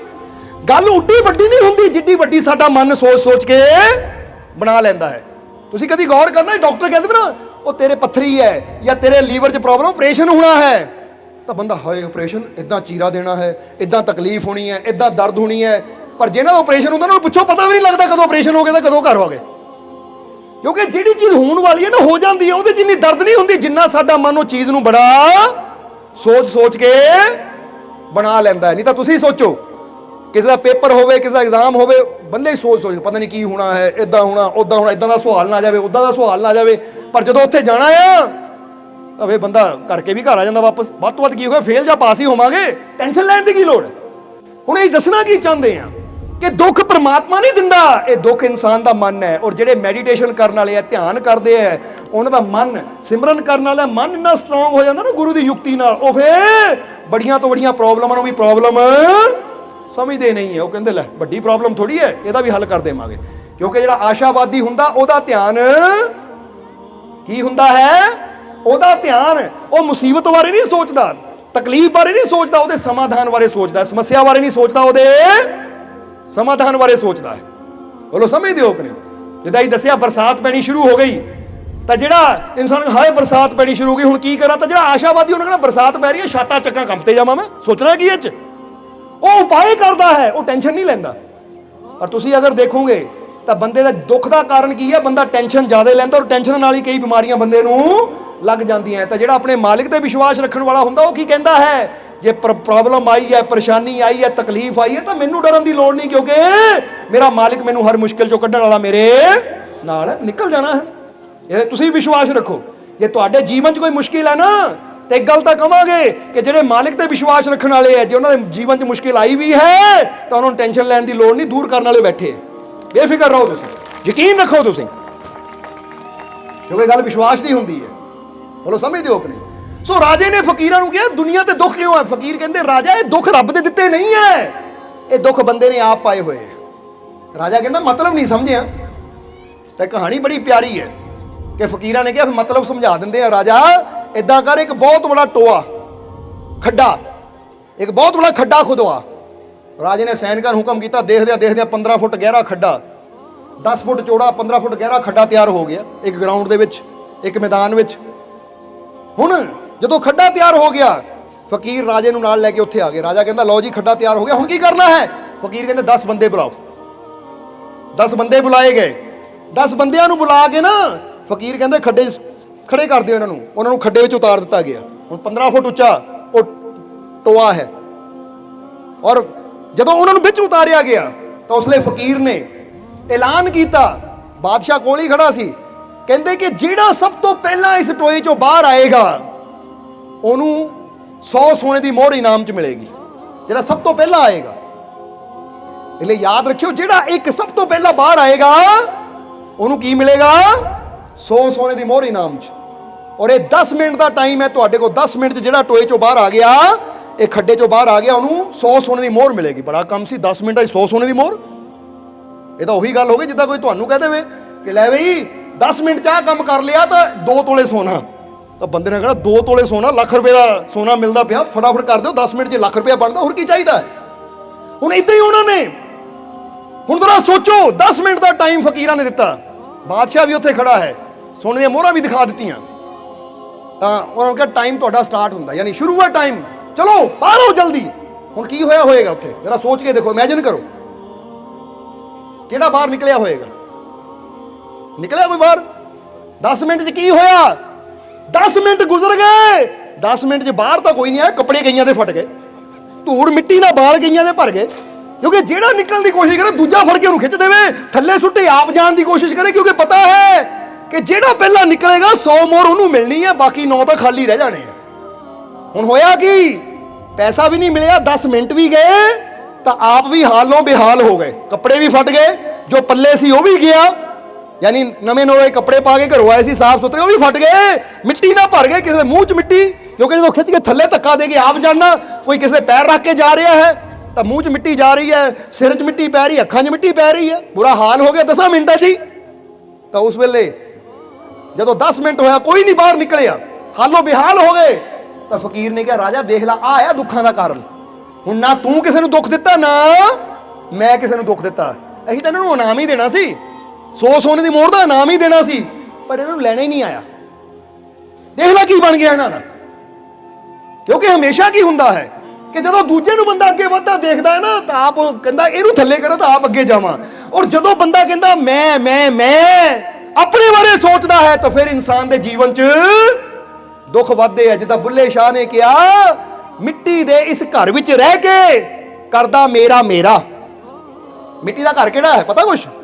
ਕਹਿੰਦੇ ਇਹ ਬਾਡੀ, ਇਹ ਜਿਹੜਾ ਜਿਸਮ ਹੈ ਕਿੱਥੋਂ ਬਣਿਆ ਹੈ? ਕਬੀਰਾ ਮਾਟੀ ਕੇ ਹਮ ਪੁਤਲੇ। ਉਹ ਕਹਿੰਦੇ ਮਿੱਟੀ ਦੇ ਵਿੱਚ, ਮਿੱਟੀ ਦੇ ਇਸ ਘਰ ਵਿੱਚ ਰਹਿ ਕੇ ਕਰਦਾ ਮੇਰਾ। ਉਹ ਦੱਸ ਕੀ ਇੱਥੇ ਲੈ ਕੇ ਆਇਆ, ਜੱਗ ਵਿੱਚ ਕੀ ਹੈ ਤੇਰਾ। ਕਹਿੰਦੇ ਦੱਸ ਤਾਂ ਸਹੀ, ਲੈ ਕੇ ਤੂੰ ਕੀ ਆਇਆ ਸੀ, ਤਾਂ ਹੈ ਕੀ ਦੁਨੀਆ ਦੇ ਤੇਰਾ। ਹੁਣ ਤੁਸੀਂ ਇੱਕ ਗੱਲ ਸੋਚ ਕੇ ਦੱਸ ਦਿਓ ਕੀ ਹੈ ਤੁਹਾਡਾ। ਅੱਖਾਂ ਬੰਦ ਕਰਕੇ ਹੁਣੇ ਹੀ ਸੋਚੋ। ਅਸੀਂ 10 ਸੈਕਿੰਡ ਵਾਸਤੇ ਚੁੱਪ ਹੋ ਜਾਂਦੇ ਹਾਂ, ਤੁਸੀਂ ਅੱਖਾਂ ਬੰਦ ਕਰਕੇ ਸੋਚੋ ਕਿ ਮੇਰਾ ਹੈ ਕੀ। ਜੇ ਹੁਣੇ ਹੀ ਮੇਰੀ ਮੌਤ ਆ ਜਾਵੇ ਤਾਂ ਮੇਰਾ ਕੀ ਹੈ ਇੱਥੇ। ਕੀ ਜਵਾਬ ਆ ਰਿਹਾ ਅੰਦਰੋਂ? ਆਇਆ ਕੋਈ ਜਵਾਬ? ਆਇਆ ਜਵਾਬ? ਮੇਰੀ ਕਾਰ, ਮੇਰੀ ਕੋਠੀ, ਮੇਰੇ ਬੱਚੇ, ਮੇਰਾ ਮਕਾਨ। ਕੀ ਜਵਾਬ ਹੈ? ਮੇਰਾ ਕੀ ਹੈ? ਜੇ ਹੁਣੇ ਮੌਤ ਆ ਜਾਵੇ ਉਹ ਕੀ ਹੈ ਮੇਰਾ, ਜਿਹਨੂੰ ਮੈਂ ਕਹਾਂ ਨਾਲ ਲੈ ਜਾਣਾ ਹੈ। ਸੱਚ ਦੱਸਿਓ ਕੀ ਜਵਾਬ ਆਇਆ ਅੰਦਰੋਂ? ਕੋਈ ਜਵਾਬ ਨਹੀਂ ਆਂਦਾ ਬੰਦੇ ਦੇ ਅੰਦਰੋਂ, ਕਿਉਂਕਿ ਬੰਦੇ ਨੂੰ ਪਤਾ ਵੀ ਹੈ ਕਿ ਜਦੋਂ ਆਇਆ ਸੀ ਤਾਂ ਵੀ ਮੈਂ ਕੁਝ ਨਹੀਂ ਲੈ ਕੇ ਆਇਆ ਸੀ, ਤਾਂ ਜਦੋਂ ਜਾਣਾ ਹੈ ਤਾਂ ਵੀ ਮੈਂ ਕੁਝ ਨਹੀਂ ਲੈ ਕੇ ਜਾਣਾ। ਤਾਂ ਫਿਰ ਕੀ ਕਹਿੰਦੇ ਐ, ਮਿੱਟੀ ਦੇ ਇਸ ਘਰ ਦੇ ਵਿੱਚ ਰਹਿ ਕੇ ਕਰਦਾ ਮੇਰਾ ਮੇਰਾ, ਬੜਾ ਮੇਰਾ ਮੇਰਾ ਕਰਦੇ ਆ, ਮੇਰਾ ਉਹ ਮੇਰਾ ਉਹ ਮੇਰਾ ਉਹ ਮੇਰਾ। ਉਹ ਰੱਬ ਵੀ ਬੈਠਾ ਹੱਸਦਾ ਹੈ, ਉਹ ਕਹਿੰਦੇ ਕਮਾਲ ਦੀ ਗੱਲ ਹੈ ਬੰਦਿਆ, ਇਹ ਸਭ ਕੁਝ ਤਾਂ ਮੇਰਾ ਹੈ ਪਰ ਤੂੰ ਐਵੇਂ ਮੇਰਾ ਮੇਰਾ ਕਰੀ ਜਾਂਦਾ। ਤਾਂ ਹੀ ਤਾਂ ਕਬੀਰ ਸਾਹਿਬ ਨੇ ਕਹਿਤਾ ਮੇਰਾ ਮੁਝ ਮੇ ਕਿਛ ਨਹੀਂ ਜੋ ਕਿਛ ਹੈ, ਉਹ ਕਹਿੰਦੇ ਸਭ ਕੁਝ ਤਾਂ ਤੇਰਾ ਹੈ। ਹੁਣ ਜਦੋਂ ਤੇਰਾ ਬੰਦਾ ਕਹਿੰਦਾ ਹੈ ਨਾ, ਤਾਂ ਕਹਿੰਦੇ ਨੇ ਸ਼੍ਰੀ ਗੁਰੂ ਨਾਨਕ ਦੇਵ ਜੀ ਨੇ ਸੌਦਾ ਤੋਲਿਆ। ਕੀ ਤੋਲਿਆ? ਕਹਿ ਦਿਓ ਤੇਰਾ ਹੀ ਤੇਰਾ, ਤੇਰਾ ਹੀ ਤੇਰਾ। ਉਹ ਕਹਿੰਦੇ ਸਭ ਤੇਰਾ ਹੀ ਹੈ। ਔਰ ਜਦੋਂ ਤੇਰੇ ਦੀ ਗੱਲ ਆ ਜਾਂਦੀ ਹੈ ਤਾਂ ਘਾਟੇ ਜੀਵਨ 'ਚ ਕਦੀ ਪੈਂਦੇ ਹੀ ਨਹੀਂ ਹੈ, ਕਿਉਂਕਿ ਜਦੋਂ ਤੇਰਾ ਹੋ ਗਿਆ ਤਾਂ ਫਿਰ ਘਾਟੇ ਨਹੀਂ ਹੈ। ਘਾਟੇ ਮੇਰੇ ਹੋ ਸਕਦੇ ਆ, ਰੱਬ ਦੇ ਘਰ 'ਚ ਕਦੀ ਘਾਟੇ ਹੋ ਹੀ ਨਹੀਂ ਸਕਦੇ। ਇਹ ਯਾਦ ਰੱਖੋ। ਇਸ ਲਈ ਜਿਹੜਾ ਬੰਦਾ ਕਹਿੰਦਾ ਮੇਰੇ ਮਾਲਿਕ ਸਭ ਤੇਰਾ ਹੈ, ਉਹ ਜੀਵਨ 'ਚ ਕਦੀ ਗਿਰਦਾ ਨਹੀਂ ਹੈ, ਉਹ ਉੱਠਦਾ ਚਲਾ ਜਾਂਦਾ ਹੈ, ਅੱਗੇ ਵਧਦਾ ਚਲਾ ਜਾਂਦਾ ਹੈ। ਤਾਂ ਜਿਹੜਾ ਕਹਿੰਦਾ ਉਹ ਮੇਰਾ ਉਹ ਮੇਰਾ, ਤਾਂ ਬੰਦਿਆ ਤੇਰੀ ਕੀ ਔਕਾਤ ਹੈ? ਯਾਨੀ ਔਕਾਤ ਦਾ ਮਤਲਬ ਕਿੰਨੀ ਕੁ ਦੇਰ ਤੇਰੀ ਜ਼ਿੰਦਗੀ ਹੈ। ਤੂੰ ਖਤਮ ਹੋ ਜਾਣਾ, ਤਾਂ ਜਿਹਨੂੰ ਮੇਰਾ ਮੇਰਾ ਕਹਿੰਦਾ ਤੇਰੇ ਪੱਲੇ ਕੀ ਰਹਿਣਾ ਹੈ। ਇਸ ਕਰਕੇ ਮਿੱਟੀ ਦੇ ਇਸ ਘਰ ਵਿੱਚ ਰਹਿ ਕੇ ਕਰਦਾ ਮੇਰਾ ਮੇਰਾ। ਤਾਂ ਬੁੱਲੇ ਸ਼ਾਹੀ ਕਹਿੰਦੇ ਦੱਸ ਕੀ ਇੱਥੇ ਲੈ ਕੇ ਆਇਆ, ਜੱਗ ਵਿੱਚ ਕੀ ਹੈ ਤੇਰਾ। ਉਹ ਕਹਿੰਦੇ ਦੱਸ ਲੈ ਕੇ ਕੀ ਆਇਆ ਸੀ? ਨੰਗਾ ਹੀ ਆਇਆ ਸੀ ਔਰ ਜਾਣਾ ਵੀ ਇਦਾਂ ਹੀ ਹੈ। ਫਿਰ ਹੁਣ ਕੱਪੜਾ ਦਾ ਕੋਈ ਪਵਾ ਦੇਵੇ ਠੀਕ ਹੈ, ਨਹੀਂ ਤਾਂ ਤੁਸੀਂ ਦੇਖ ਲਓ ਬੰਦੇ ਨੂੰ ਪਤਾ ਕਿ ਮੇਰੇ ਤੇ ਆ ਚਿੱਟਾ ਕੱਪੜਾ ਪਾਇਆ, ਲਾਲ ਪਾਇਆ, ਰੇਸ਼ਮੀ ਪਾਇਆ, ਕਾਟਨ ਦਾ ਪਾਇਆ, ਉਹਨੂੰ ਪਤਾ ਹੀ ਕੁਝ ਨਹੀਂ, ਕਿਉਂਕਿ ਹੈ ਹੀ ਕੁਝ ਨਹੀਂ। ਸਰੀਰ ਵੀ ਇੱਥੇ ਰਹਿ ਜਾਂਦਾ, ਉਹ ਵੀ ਨਾਲ ਨਹੀਂ ਜਾਂਦਾ। ਤੇ ਕਹਿੰਦੇ ਕਿਹੜੀਆਂ ਚੀਜ਼ਾਂ ਵਾਸਤੇ ਝਗੜਾ ਕਰਦਾ ਹੈ, ਕਿਹੜੀਆਂ ਚੀਜ਼ਾਂ ਪਿੱਛੇ? ਇਹੀ ਦੁੱਖ ਦਾ ਕਾਰਨ ਹੈ ਕਿ ਦੂਜੇ ਲੱਤਾਂ ਖਿੱਚਣ ਵਿੱਚ ਲੱਗੇ ਹੋਏ ਆ, ਔਰ ਇਹੀ ਕਰ ਕਰਕੇ ਬੰਦਾ ਦੁਖੀ ਹੋਈ ਜਾਂਦਾ ਹੈ। ਸਮਝਦੇ ਹੋ ਕਿ ਨਹੀਂ? ਹੁਣ ਦੁੱਖ ਦਾ ਕਾਰਨ ਹੈ ਕਿ ਅਸੀਂ ਦੂਜੇ ਨੂੰ ਦੇਖ ਕੇ ਸੜਦੇ ਆ, ਦੂਜੇ ਨੂੰ ਅੱਗੇ ਵਧਣ 'ਚ ਮਦਦ ਕਰਨ ਦੀ ਬਜਾਏ ਦੂਜੇ ਨੂੰ ਗਿਰਾਉਣ ਦੀ ਕੋਸ਼ਿਸ਼ ਕਰਦੇ ਆ, ਦੂਜੇ ਨਾਲ ਨਫ਼ਰਤ ਕਰਦੇ ਆ, ਦੂਜੇ ਨਾਲ ਵੈਰ ਰੱਖਦੇ ਆ, ਦੂਜੇ ਨੂੰ ਬੁਰਾ ਬੋਲਦੇ ਆ, ਨਿੰਦਿਆ ਕਰਦੇ ਆ। ਇਹ ਸਾਡੇ ਦੁੱਖ ਦਾ ਕਾਰਨ ਹੈ। ਹੁਣ ਖੁਸ਼ੀ ਦਾ ਰਾਜ ਕੀ ਹੈ ਇਹ ਵੀ ਦੱਸ ਦਈਏ। ਹੁਣ ਫਕੀਰਾਂ ਨੇ ਕਿਹਾ ਰਾਜਾ ਖੁਸ਼ੀ ਦਾ ਰਾਜ ਵੀ ਦੱਸ ਦਈਏ। ਹੁਣ ਖੁਸ਼ੀ ਦਾ ਰਾਜ ਕੀ ਸੀ? ਹੁਣ ਕਹਿੰਦੇ ਇਹਨਾਂ ਨੂੰ ਗੱਡੇ 'ਚੋਂ ਬਾਹਰ ਕੱਢੋ, ਖੱਡੇ 'ਚੋਂ। ਉਹਨਾਂ 10 ਨੂੰ ਖੱਡੇ 'ਚੋਂ ਬਾਹਰ ਕੱਢਿਆ ਔਰ ਫਿਰ 10 ਨਵੇਂ ਬੰਦੇ ਬੁਲਾਏ, 10 ਨਵੇਂ ਬੰਦੇ ਬੁਲਾਏ, ਉਹਨਾਂ ਨੂੰ ਪਾਇਆ। ਤਾਂ ਉਹਨਾਂ ਨੂੰ ਫਕੀਰਾਂ ਨੇ ਕੀ ਕਿਹਾ ਕਿ ਦੇਖੋ 100 ਸੋਨੇ ਦੀ ਮੋਹਰ ਹੈ, 10 ਮਿੰਟ ਦਾ ਤੁਹਾਨੂੰ ਸਮਾਂ ਦੇਣਾ ਹੈ, ਔਰ 10 ਮਿੰਟਾਂ ਦੇ ਅੰਦਰ ਜੇ ਤੁਸੀਂ ਸਾਰੇ ਖੱਡੇ 'ਚੋਂ ਬਾਹਰ ਆ ਗਏ ਤਾਂ 10-10 ਸੋਨੇ ਦੀਆਂ ਮੋਹਰਾਂ ਤੁਹਾਨੂੰ ਮਿਲਣਗੀਆਂ। ਜੇ ਸਾਰੇ ਬਾਹਰ ਆ ਗਏ, ਜੇ ਇੱਕ ਵੀ ਅੰਦਰ ਰਹਿ ਗਿਆ ਤਾਂ ਕਿਸੇ ਨੂੰ ਨਹੀਂ ਮਿਲਣੀ। ਹੁਣ ਕੀ ਹੋਇਆ? ਟਾਈਮ ਸਟਾਰਟ ਕੀਤਾ, 5 ਮਿੰਟ ਹੁੰਦੇ ਹੁੰਦੇ ਸਾਰੇ ਬਾਹਰ ਸੀ, ਕੱਪੜੇ ਵੀ ਬਚ ਗਏ, ਹਾਲਤ ਵੀ ਠੀਕ, ਤਾਂ ਸਾਰਿਆਂ ਦੇ ਹੱਥ 'ਚ 10-10 ਸੋਨੇ ਦੀਆਂ ਮੋਹਰਾਂ ਵੀ ਸੀ। ਹੁਣ ਕੀ ਹੋਇਆ? ਹੁਣ ਕੀ ਹੋਇਆ? ਹੁਣ ਇੰਨਾ ਹੀ ਹੋਇਆ ਕਿ ਫਕੀਰਾਂ ਨੇ ਕਿਹਾ ਸੀ ਕਿ 10 ਮਿੰਟ ਦਾ ਟਾਈਮ ਹੈ, ਸਾਰੇ ਬਾਹਰ ਆਣੇ ਚਾਹੀਦੇ ਹੈ। ਜੇ ਇੱਕ ਵੀ ਅੰਦਰ ਰਹਿ ਗਿਆ ਤਾਂ 10 ਮਿੰਟਾਂ ਦੇ ਅੰਦਰ ਇੱਕ ਵੀ ਅੰਦਰ ਰਹਿ ਗਿਆ ਤਾਂ ਕਿਸੇ ਨੂੰ ਕੁਝ ਨਹੀਂ ਮਿਲਣਾ। ਪਰ ਜੇ ਸਾਰੇ ਬਾਹਰ ਆ ਗਏ ਤਾਂ ਸਾਰਿਆਂ ਨੂੰ 10-10 ਸੋਨੇ ਦੀਆਂ ਮੋਹਰਾਂ ਮਿਲਣੀਆਂ ਹੈ। ਹੁਣ ਸਾਰਿਆਂ ਨੂੰ ਪਤਾ ਸੀ ਕਿ ਇਹ ਖੱਡੇ 'ਚੋਂ ਬਾਹਰ ਨਿਕਲਣਾ ਹੈ, ਫੇਰ ਹੀ ਉਹ ਨਿਮਤ ਸਾਨੂੰ ਮਿਲਣੀ ਹੈ। ਤਾਂ ਜੇ ਇੱਕ ਵੀ ਅੰਦਰ ਰਹਿ ਗਿਆ ਤਾਂ ਕਿਸੇ ਨੂੰ ਵੀ ਨਹੀਂ ਮਿਲਣੀ। ਫਿਰ ਸਾਰਿਆਂ ਨੇ ਹੈਲਪ ਕੀਤੀ ਇੱਕ ਦੂਜੇ ਦੀ ਬਾਹਰ ਨਿਕਲਣ ਵਿੱਚ, ਚੱਕ ਚੱਕ ਕੇ ਬਾਹਰ ਕੱਢਿਆ ਕਿ ਕੋਈ ਵੀ ਅੰਦਰ ਨਾ ਰਹਿ ਜਾਵੇ, ਤਾਂ ਕਿ 10 ਮਿੰਟ ਤੋਂ ਪਹਿਲਾਂ ਪਹਿਲਾਂ ਸਾਰੇ ਬਾਹਰ ਹੋਣ ਤਾਂ ਸਾਰਿਆਂ ਨੂੰ ਇਹ ਇਨਾਮ ਮਿਲੇ। ਤਾਂ ਦੇਖੋ ਕੱਪੜੇ ਵੀ ਬਚ ਗਏ ਔਰ ਸਾਰਿਆਂ ਦਾ ਪਿਆਰ ਵੀ ਵੱਧ ਗਿਆ, ਕਿਉਂਕਿ ਜਦੋਂ ਇੱਕ ਦੂਜੇ ਦੀ ਅੱਗੇ ਵਧਣ 'ਚ ਹੈਲਪ ਕੀਤੀ, ਬਾਹਰ ਨਿਕਲਣ 'ਚ ਪਿਆਰ ਵੀ ਵਧਿਆ ਔਰ ਮੋਹਰਾਂ ਵੀ ਮਿਲ ਗਈਆਂ। ਇਹ ਹੈ ਖੁਸ਼ੀ ਦਾ ਰਾਜ। ਪਰਮਾਤਮਾ ਸਾਨੂੰ ਵੀ ਇਹ ਦੁਨੀਆ ਤੇ ਇਸੇ ਲਈ ਭੇਜਦਾ ਹੈ ਕਿ ਆਪ ਵੀ ਜੀਓ ਤਾਂ ਦੂਜਿਆਂ ਦੀ ਜੀਣ ਵਿੱਚ ਮਦਦ ਕਰੋ, ਆਪ ਵੀ ਅੱਗੇ ਵਧੋ ਤਾਂ ਦੂਜਿਆਂ ਦੀ ਅੱਗੇ ਵਧਣ ਵਿੱਚ ਮਦਦ ਕਰੋ, ਆਪ ਵੀ ਖੁਸ਼ ਰਹੋ ਤਾਂ ਦੂਜਿਆਂ ਦੀ ਵੀ ਖੁਸ਼ ਹੋਣ ਵਿੱਚ ਮਦਦ ਕਰੋ, ਆਪ ਵੀ ਪੇਟ ਭਰ ਕੇ ਖਾਓ ਤਾਂ ਦੂਜਿਆਂ ਦੀ ਭੁੱਖਿਆਂ ਦੀ ਵੀ ਪੇਟ ਭਰਨ ਵਿੱਚ ਮਦਦ ਕਰੋ। ਕਿਉਂਕਿ ਜਦੋਂ ਦੂਜਿਆਂ ਦੀ ਹੈਲਪ ਕਰਦੇ ਆ ਤਾਂ ਕੁਦਰਤ ਰੂਪੀ ਬਾਦਸ਼ਾਹ ਸਾਨੂੰ ਬੜੀਆਂ ਬੜੀਆਂ ਨੇਮਤਾਂ ਦਿੰਦਾ ਹੈ। ਸਮਝ ਆ ਰਹੀ ਸਾਡੀ ਗੱਲ? ਇਹ ਖੁਸ਼ੀ ਦਾ ਰਾਜ ਹੈ। इसलिए अज तो फैसला करो कि मैं कोशिश करनी है हर रोज किसी की हैल्प करन दी, किसी की मदद करन दी, कुछ अच्छा करन दी, ताकि जिदा दसिया कि ये परमात्मा साडे अंदर है तो किहड़ी चीज़ है जो सानू उहदे नाल मिलन तो रोक रही है। असीं अपनियां कमियां नूं दूर करना ताकि साडी इस तो पहला कि जान खत्म होवे, यानी जिंदगी खत्म होवे, ये जान जावे, उस तो पहला पहला असीं कुछ ऐसा कर जाइए कि साडियां कमियां मिट जान तो साडी मुलाकात अपने मालिक नाल हो जावे। बोलो समझदे हो कि नहीं? ये कोशिश करनी है अज तो अपनियां कमियां नूं जान के उन्हां कमियां नूं दूर करन दी कोशिश करनी है।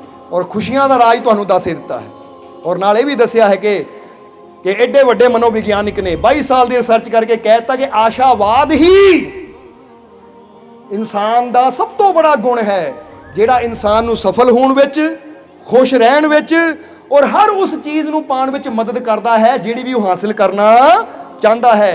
बस विश्वास नाल मेहनत करन दी उहनूं जरूरत है। बोलो समझदे हो कि नहीं? विश्वास नाल मेहनत करन दा मतलब है कि अपने आप ते भी विश्वास रखना तो अपने मालिक ते भी विश्वास रखना है। बोलो समझदे हो कि नहीं? और एक गल हमेशा याद रखनी है, तुसीं एक गल अपने अंदर लिखनी है। जिहड़ा कई बार कई जीव साडे को आंदे, मालको उन्हें मैनू परेशान कर दिता, उन्हें मैनू परेशान करता, उहदे करके बड़ा दुखी हाँ, उहदे करके बड़ा दुखी हाँ। तो एक गल जांदे जांदे कहना चाहांगे कि अपने आप नूं इन्ने स्ट्रोंग बनाओ, इन्ने मजबूत बनाओ और ये चीज़ ते विश्वास करो कि शक्तिशाली मालिक मेरे अंदर है, शक्तिशाली परमात्मा मेरे अंदर है। कोई मैनू तकलीफ नहीं दे सकता, कोई मैनू चोट नहीं पहुंचा सकता, क्योंकि मैं मजबूत हाँ। मैं इन्ना मजबूत हाँ किसी ने गल्लां दी चोट मैनू लग ही नहीं सकती। No one can hurt me, no one can hurt me. कोई मैनू हर्ट नहीं कर सकता, कोई मैनू तकलीफ नहीं दे सकता, क्योंकि मैं मालिक दा बच्चा है। मैं इन्ना स्ट्रोंग हाँ, समझ लो, इन्ने स्ट्रोंग बनो कि किसी के बोलों के पत्थर आन भी ना तुहाडे पत्थर लगे, तुसीं कहना लै आही सी जा, मैं इन्ना मजबूत हाँ, मेरा मालिक मेरे रोम रोम च वसदा है, ये छोटी मोटियां गल्लां दा असर मेते नहीं हुंदा। कोई चीज़ मैनू तकलीफ नहीं दे सकती, क्योंकि मैं मालिक दा बच्चा है, मैं मालिक दा प्यारा है। बोलो समझदे हो कि नहीं? हो कि नहीं? मानते हो कि तुसीं कि ऐसी शक्तिशाली परमात्मा दे उस शक्तिशाली पिता दे बच्चे हैं? तो फिर यह गल चंगी लगती है कि शक्तिशाली पिता की औलाद होवे तो माड़ियां माड़ियां गल्लां तो टेंशन लई जावे, माड़ियां माड़ियां गल्लां तो दुखी होई जावे, माड़ियां माड़ियां गल्लां की फिक्र करी जावे। बोलो समझदे हो कि नहीं? कई बार एक गाहक नहीं, अज मेरी दुकान पर गाहक नहीं है, बड़ी तकलीफ हुई, वो चिंता क्यों करता? मालिक का बच्चा एक पूरे महीने की कसर की पता एक दिन च ही कढ़ देनी हो ना। सो किसी चीज़ की टेंशन नहीं, क्योंकि मैं मालिक का बच्चा है। कोई चीज़ मैनू तकलीफ नहीं दे सकती, कोई चीज़ मैनू चोट नहीं पहुंचा सकती। पर यह मतलब नहीं कि दीवार से जाके सिर मारी अपनी लै मैं मालिक का बच्चा। ये मतलब ये समझाना कि चाहते हैं कि दुनिया दी गल्लां, दुनिया कुछ भी बोले, इन्ना स्ट्रोंग बनाओ अपने आप नूं कि दुनिया दी गल्लां दा असर मेरे ते नहीं हुंदा। मेरे ते अगर असर हुंदा तो अपने मालिक दे प्यार दा हुंदा, अपने मालिक दी गल दा हुंदा। दुनिया कहे ना ओ जा तेरा बेड़ा नहीं बनने लगना, तैनू खुशियां नहीं मिलनियां, तो ये चीज़ों का असर नहीं मेरे ते हुंदा, क्योंकि मैनू अपने मालिक के वचनों से यकीन है कि मेरा मालिक कहता है कि मेरा मालिक मेरे नाल है, मेरिया झोलियां खुशियां ना जरूर, मेरिया झोलियां खुशियां ना जरूर। तो जे मेरे मालिक का फरमान है झोलियां खुशियां ना भरनगियां, तो पूरी दुनिया भी कहे तैनू खुशी नहीं मिलनी, तां भी मैं परवाह नहीं करता, क्योंकि दुनिया की किसी गल का मेरे ते असर नहीं हुंदा। इसलिए याद रखो, लिख लो, no one can hurt me. कोई मैनू चोट, कोई मैनू तकलीफ नहीं पहुंचा सकता, क्योंकि मैं बड़ा मजबूत हाँ, बड़ा स्ट्रोंग हाँ। कई बार बंदा ना कोई उन्हें मैनू धोखा देता, मैं मर जाना, कोई इन्ना कमजोर है तू, इन्ना स्ट्रोंग बन, इन्ना मजबूत बना अपने आप नूं कि ये कहना इन्हें धोखा दिता तो ये वर्गे 10 खड़े हो जाए तो उन्होंने पता लगे कि एक की तेरे वर्गे 100 भी रौला पालन ना, तभी मेरा कुछ नहीं बिगड़ सकता, क्योंकि मैं बड़ा मजबूत हाँ, अपने मालिक का बच्चा है। मैं कमजोर नहीं है कि माड़ियां माड़ियां गल्लां ने टुट के बह जावां, निराश होके बह जावां या हिम्मत हार के बह जावां। नहीं, कोई चीज मैनू तकलीफ नहीं दे सकती, क्योंकि मैं शक्तिशाली पिता की संतान हाँ। जिदा कहते ना शेर का बच्चा होवे तो गिदड़ा तो नहीं डरता, लूंबड़ियां तो नहीं डरता, और छोटे मोटे कुत्तियां बिल्लियां तो नहीं डरता। तो जो शेर का बच्चा होके कुत्तियां बिल्लियां तो डरी जाए तो फिर कहना शर्म की गल है, शेर होके डरी जाता। तुसीं किहदे बच्चे हो, किहदे बच्चे मनदे हो, किहड़ी ताकत ने तुहानूं पैदा किया? अच्छा, किहड़ा किहड़ा मनदा कि सानूं सर्व शक्तिशाली परमात्मा ने, जिहदे बारे गुरबाणी कहती है एक पिता एक इसके हम बारक, एक साडा पिता है वो परमात्मा वो मालिक, मनदे हो? उहदे बच्चे आ, ਤਾਂ ਫਿਰ ਕੀ ਉਹ ਮਾਲਿਕ ਕਮਜ਼ੋਰ ਹੈ? ਉਹ ਸਰਵ ਸ਼ਕਤੀਸ਼ਾਲੀ ਪਰਮਾਤਮਾ ਕਮਜ਼ੋਰ ਹੈ? ਤਾਂ ਜੇ ਉਹ ਸ਼ਕਤੀਸ਼ਾਲੀ ਹੈ ਤਾਂ ਉਹਦੇ ਬਣਾਏ ਹੋਏ ਉਹਦੇ ਬੱਚੇ ਇਹ ਕਮਜ਼ੋਰ ਕਿੱਦਾਂ ਹੋ ਸਕਦੇ ਆ? ਜੇ ਉਹ ਸੰਪੂਰਨ ਹੈ ਤਾਂ ਤੁਸੀਂ ਵੀ ਪੂਰਨ ਹੀ ਹੋ, ਤੁਸੀਂ ਅਧੂਰੇ ਨਹੀਂ ਹੋ। ਇਸ ਲਈ ਆਪਣੀਆਂ ਕਮੀਆਂ ਨਾ ਦੇਖੋ, ਇਹ ਦੇਖੋ ਮੈਨੂੰ ਬਣਾਉਣ ਵਾਲੀ ਸ਼ਕਤੀ ਕਿਹੜੀ ਹੈ। ਸਮਝਦੇ ਹੋ ਕਿ ਨਹੀਂ? ਬਸ ਇਹ ਵਿਸ਼ਵਾਸ ਰੱਖਣਾ ਹੈ, ਇਹ ਯਕੀਨ ਰੱਖਣਾ ਹੈ, ਔਰ ਆਪਣੇ ਅੰਦਰ ਇਹ ਕਹਿਣਾ ਹੈ ਕਿ ਨੋ ਵਨ ਕੈਨ ਹਰਟ ਮੀ, ਜਾਂ ਕਹਿ ਲਓ ਨੋ ਬਡੀ ਕੈਨ ਹਰਟ ਮੀ। ਕੋਈ ਮੈਨੂੰ ਤਕਲੀਫ ਨਹੀਂ ਪਹੁੰਚਾ ਸਕਦਾ। ਕਹਿ ਦਿਓ ਕੋਈ ਮੈਨੂੰ ਤਕਲੀਫ, ਕਿਉਂਕਿ ਮੈਂ ਬਹੁਤ ਸਟਰੋਂਗ ਹਾਂ, ਮੈਂ ਮਜ਼ਬੂਤ ਹਾਂ, ਮੈਂ ਸ਼ਕਤੀਸ਼ਾਲੀ ਪਿਤਾ ਦੀ। ਇਸ ਲਈ ਮੈਂ ਕੀ ਡਰਨਾ? ਕਈ ਕਹਿੰਦੇ ਮੇਰਾ ਬੌਸ ਇਦਾਂ ਕਹਿੰਦਾ ਹੈ, ਕੋਈ ਕਹਿੰਦਾ ਮੇਰਾ ਕਲੀਗ ਇਦਾਂ ਕਹਿੰਦਾ ਹੈ, ਕੋਈ ਕਹਿੰਦਾ ਮੇਰੀ ਦੁਕਾਨਦਾਰ ਇਦਾਂ ਕਹਿੰਦਾ ਹੈ, ਕੋਈ ਕਹਿੰਦਾ ਮੇਰੀ ਪਤਨੀ ਇਦਾਂ ਕਹਿੰਦੀ, ਕੋਈ ਕਹਿੰਦਾ ਮੇਰਾ ਪਤੀ, ਕੋਈ ਕਹਿੰਦਾ। ਇੰਨੇ ਕਮਜ਼ੋਰ ਨਾ ਬਣੋਗੇ ਇਹਨਾਂ ਦੀ ਗੱਲਾਂ ਦਾ ਦਿਲ ਤੇ ਲਾ ਕੇ ਟੈਨਸ਼ਨ ਲੈ ਕੇ ਬਹਿ ਜਾਓ, ਐਵੇਂ ਰੋਈ ਜਾਈਏ।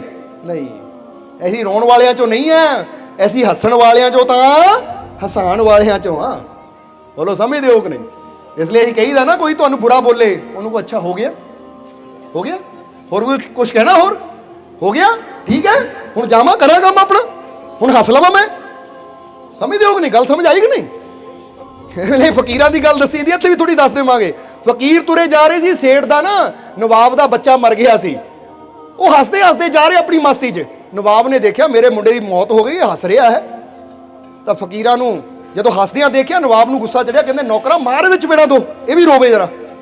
ਹੈ ਮੇਰੇ ਬੱਚੇ ਦੀ ਮੌਤ ਹੋ ਗਈ 2 ਦਿਨ ਪਹਿਲਾਂ, ਇਹ ਹੱਸ ਰਿਹਾ ਹੈ। ਹੁਣ ਕਹਿੰਦੇ ਆ ਨੌਕਰ ਨੂੰ ਤਾਂ ਜਿੱਦਾਂ ਮਾਲਕ ਨੇ ਕਹਿਣਾ, ਉਹ 2 ਹੀ ਨੌਕਰ ਗਏ, ਫਕੀਰਾਂ ਨੂੰ ਫੜਿਆ, 2 ਚਪੇੜਾਂ ਮਾਰੀਆਂ। ਫਕੀਰ ਏਦਾਂ ਦੇਖ ਰਹੇ। ਉਹ ਕਹਿੰਦੇ ਕੀ ਦੇਖਦਾ? ਨੌਕਰ ਕਹਿੰਦੇ ਫਕੀਰ ਨੂੰ ਕੀ ਦੇਖਦਾ? ਉਹ ਕਹਿੰਦੇ ਮੈਂ ਦੇਖਦਾ ਤੁਹਾਡਾ ਹੋ ਗਿਆ, ਹੋ ਗਿਆ। ਕਹਿੰਦੇ ਹੋ ਗਿਆ, 2 ਚਪੇੜਾਂ ਮਾਰੀਆਂ, ਮਾਰਤੀਆਂ, ਹੋ ਗਿਆ। ਫਕੀਰ ਕਹਿੰਦਾ ਫਿਰ ਮੈਂ ਹੱਸ ਲਵਾਂ ਹੁਣ? ਉਹ ਕਹਿੰਦੇ ਕਮਾਲ ਦੀ ਗੱਲ ਹੈ, ਤੇਰੇ ਚਪੇੜਾ ਹੀ ਤਾਂ ਮਾਰੀਆਂ, ਤੂੰ ਹੱਸੇ ਨਾ। ਉਹ ਤੂੰ ਕਹਿ ਰਿਹਾ ਹੱਸ ਲਵਾਂ ਹੁਣ? ਤੇਰੇ 2 ਹੋਰ ਲੱਗਣੀਆਂ। ਫਕੀਰ ਕਹਿੰਦਾ ਮਾਰ ਲਓ। ਉਹਨਾਂ ਨੇ 2 ਹੋਰ ਮਾਰੀਆਂ। ਫਕੀਰ ਫਿਰ ਕਹਿੰਦੇ ਹੋ ਗਿਆ, ਹੁਣ ਮੈਂ ਕਰ ਲਵਾਂ ਆਪਣਾ ਕੰਮ? ਉਹ ਕਹਿੰਦੇ ਕਮਾਲ ਦੀ ਗੱਲ ਹੈ, ਕਰ ਕੀ ਰਿਹਾ ਤੂੰ? ਉਹ ਕਹਿੰਦੇ ਕਰ ਕੀ ਇਹ ਰਿਹਾ ਭਾਈ, ਮੈਂ ਤੁਹਾਡਾ ਕੰਮ ਹੈ ਚਪੇੜਾ ਮਾਰਨਾ, ਤੁਸੀਂ ਮਾਰੋ, ਮੇਰਾ ਕੰਮ ਹੈ ਹੱਸਣਾ, ਮੈਂ ਹੱਸਣਾ ਹੈ।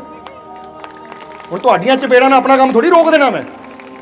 ਹੁਣ ਕੋਈ ਤੁਹਾਨੂੰ ਕਹੇ ਚਪੇੜਾ ਮਾਰੂ, ਸਾਹ ਨਾ ਲਈ, ਤੁਸੀਂ ਕਹਿਣਾ ਮਾਰ ਲਾ ਭਾਈ, ਪਰ ਸਾਹ ਤਾਂ ਕਿਹੜਾ ਕਿ ਨਹੀਂ?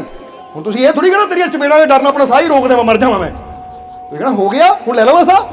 ਉਹ ਤੇਰੇ ਫੇਰ ਚਪੇੜਾ, ਉਹ ਮਾਰ ਲਾ ਭਰਾਵਾ, 2 ਮੈਨੂੰ ਸਾਹ ਲੈਣ ਦੇ, ਕਿਉਂਕਿ ਤੇਰਾ ਕੰਮ ਹੈ ਚਪੇੜਾ ਮਾਰਨਾ, ਮੇਰਾ ਕੰਮ ਹੈ ਜੀਂਦੇ ਰਹਿਣ ਵਾਸਤੇ ਸਾਹ ਲੈਣਾ।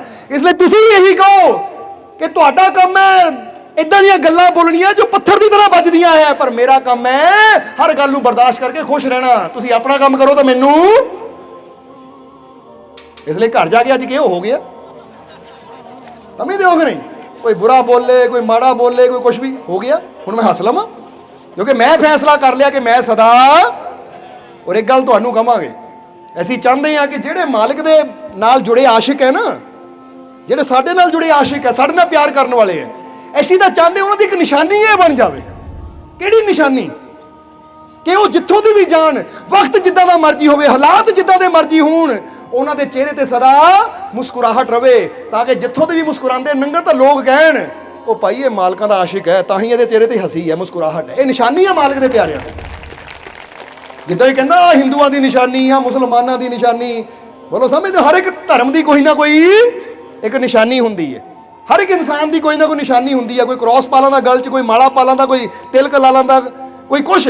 ਪਰ ਅਸੀਂ ਕਹਾਂਗੇ ਸਾਡੇ ਪਿਆਰਿਆਂ ਦੀ ਨਿਸ਼ਾਨੀ ਕੀ ਹੋਣੀ ਚਾਹੀਦੀ ਹੈ? ਕਿ ਵਕਤ ਜਿੱਦਾਂ ਦਾ ਮਰਜ਼ੀ ਹੋਵੇ, ਹਾਲਾਤ ਜਿੱਦਾਂ ਦੇ ਮਰਜ਼ੀ, ਹੁਣ ਸਰਦੀ ਹੋਵੇ, ਗਰਮੀ ਹੋਵੇ, ਮੀਂਹ ਹੋਵੇ, ਹਨੇਰੀ ਹੋਵੇ, ਉਹਦੇ ਚਿਹਰੇ ਤੇ ਹਮੇਸ਼ਾ ਇੱਕ ਮੁਸਕਰਾਹਟ ਹੋਣੀ ਚਾਹੀਦੀ ਹੈ। ਕੋਈ ਪੁੱਛੇ ਉਹ ਇੰਨੀਆਂ ਪਰੇਸ਼ਾਨੀਆਂ, ਤੂੰ ਫਿਰ ਹੱਸ ਰਿਹਾ ਹੈ? ਹੱਸਣ ਦਾ ਮਤਲਬ ਇਹ ਨਹੀਂ ਕਿ ਐਵੇਂ ਹੀ ਹਾ ਹਾ ਕਰੀ ਜਾਈਏ ਨਾ। ਹੱਸਣ ਦਾ ਸਮਾਈਲ ਰੱਖਣੀ ਹਲਕੀ ਜਿਹੀ, ਇੱਕ ਸਮਾਈਲ, ਪਤਾ ਲੱਗੇ ਕਿ ਹੱਸ ਰਿਹਾ ਹੈ। ਬੋਲੋ ਸਮਝਦੇ ਹੋ ਕਿ ਨਹੀਂ? ਉਹਦੇ ਚਿਹਰੇ ਤੇ ਸਮਾਈਲ ਹੋਵੇ, ਉਹ ਲੋਕ ਪੁੱਛਣ ਉਹ ਏਡੀਆਂ ਪਰੇਸ਼ਾਨੀਆਂ, ਇਦਾਂ ਦਾ ਦਿਨ, ਤੂੰ ਫਿਰ ਹੱਸ ਰਿਹਾ ਆ, ਤਾਂ ਬੰਦਾ ਕਵੇ ਮਾਲਕ ਦਾ ਆਸ਼ਿਕ ਕਿ ਭਾਈ ਤੈਨੂੰ ਇਹ ਪਰੇਸ਼ਾਨੀਆਂ ਨਜ਼ਰ ਆਉਂਦੀਆਂ ਹੈ, ਤੈਨੂੰ ਇਹ ਦਿਨ ਨਜ਼ਰ ਆਉਂਦਾ ਤਾਂ ਤੂੰ ਦੁਖੀ ਆ, ਮੈਨੂੰ ਮੇਰੇ ਮਾਲਕ ਦੀਆਂ ਰਹਿਮਤਾਂ ਨਜ਼ਰ ਆਉਂਦੀਆਂ ਤਾਂ ਮੈਂ ਹੱਸ ਰਿਹਾ। ਮੈਨੂੰ ਮੇਰਾ ਮਾਲਿਕ ਨਜ਼ਰ ਆਉਂਦਾ ਹੈ ਕਿ ਮੇਰਾ ਮਾਲਿਕ ਮੇਰੇ, ਮੇਰਾ ਮਾਲਿਕ ਮੇਰੇ, ਮੇਰਾ ਮਾਲਿਕ ਮੇਰੇ, ਬਸ ਇਹ ਮੈਨੂੰ ਨਜ਼ਰ ਆਉਂਦਾ। ਔਰ ਮੇਰਾ ਮਾਲਿਕ ਮੇਰੇ ਨਾਲ ਹੋਵੇ ਤਾਂ ਮੈਂ ਦੁਖੀ ਹੋਵਾਂ, ਇਹ ਕਦੀ ਹੋ ਹੀ ਨਹੀਂ ਸਕਦਾ। ਕਿਉਂਕਿ ਆਸ਼ਿਕ ਤਾਂ ਆਪਣੇ ਯਾਰ ਨੂੰ ਖੁਸ਼ ਕਰਨ ਦੀ ਖਾਤਰ ਕੁਰਬਾਨੀਆਂ ਤੱਕ ਦੇ ਦਿੰਦੇ, ਤਾਂ ਮੈਂ ਇੱਕ ਸਮਾਈਲ ਨਹੀਂ ਦੇ ਸਕਦਾ ਆਪਣੇ ਮਾਲਿਕ ਦੀ ਖਾਤਰ? ਸਮਝਦੇ ਹੋ ਕਿ ਨਹੀਂ? ਅੱਜ ਤੋਂ ਇਹ ਨਿਸ਼ਾਨੀ ਰਹੂਗੇ ਕਿ ਨਹੀਂ?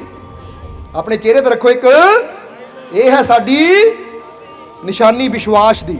ਇਸ ਲਈ ਅਸੀਂ ਕਹਿੰਦੇ ਸਮਾਈਲ ਵਿਦ ਫੇਥ, ਵਿਸ਼ਵਾਸ ਨਾਲ ਮੁਸਕਰਾਣਾ, ਇਹਨੂੰ ਕਹਿੰਦੇ ਮਾਲਕ ਦਾ ਪਿਆਰਾ। ਔਰ ਫਿਰ ਕਹਾਂਗੇ ਹੁਣ ਆਖਰਲੇ ਵਚਨਾਂ 'ਚ ਕਮੀਆਂ ਨੂੰ ਦੂਰ ਕਰਨਾ ਤਾਂ ਕਿ ਸਾਡੀ ਮੁਲਾਕਾਤ ਸਾਡੇ ਮਾਲਿਕ ਨਾਲ ਹੋ ਸਕੇ। ਤਾਂ ਜਿੱਦਾਂ ਬੁੱਲੇ ਸ਼ਾਹ ਨੇ ਕਿਹਾ, ਬਿਨ ਮੁਰਸ਼ਦ ਤੂੰ ਕੁਝ ਵੀ ਕਰ ਲੈ, ਸੱਚੇ ਰੱਬ ਨੂੰ ਪਾਣਾ ਔਖਾ। ਬੁੱਲਿਆ ਕੀ ਕਹਿੰਦੇ ਆ, ਲੜ ਮੁਰਸ਼ਦ ਦਾ ਫੜ ਲੈ ਬੁੱਲਿਆ, ਰੱਬ ਦੇ ਘਰ ਫਿਰ ਜਾਣਾ ਕਹਿੰਦੇ ਫਿਰ ਬੜਾ ਸੌਖਾ ਹੋ ਜਾਂਦਾ। ਰੱਬ ਦੇ ਘਰ ਜਾਣਾ, ਰੱਬ ਦੇ ਘਰ ਨੂੰ ਪਾਣਾ ਹੀ ਸੌਖਾ ਹੋ ਜਾਂਦਾ ਹੈ, ਰੱਬ ਨੂੰ ਹਾਸਲ ਕਰਨਾ ਹੀ ਸੌਖਾ ਹੋ ਜਾਂਦਾ। ਲੜ ਮੁਰਸ਼ਦ ਦਾ ਫੜ ਲਿਆ।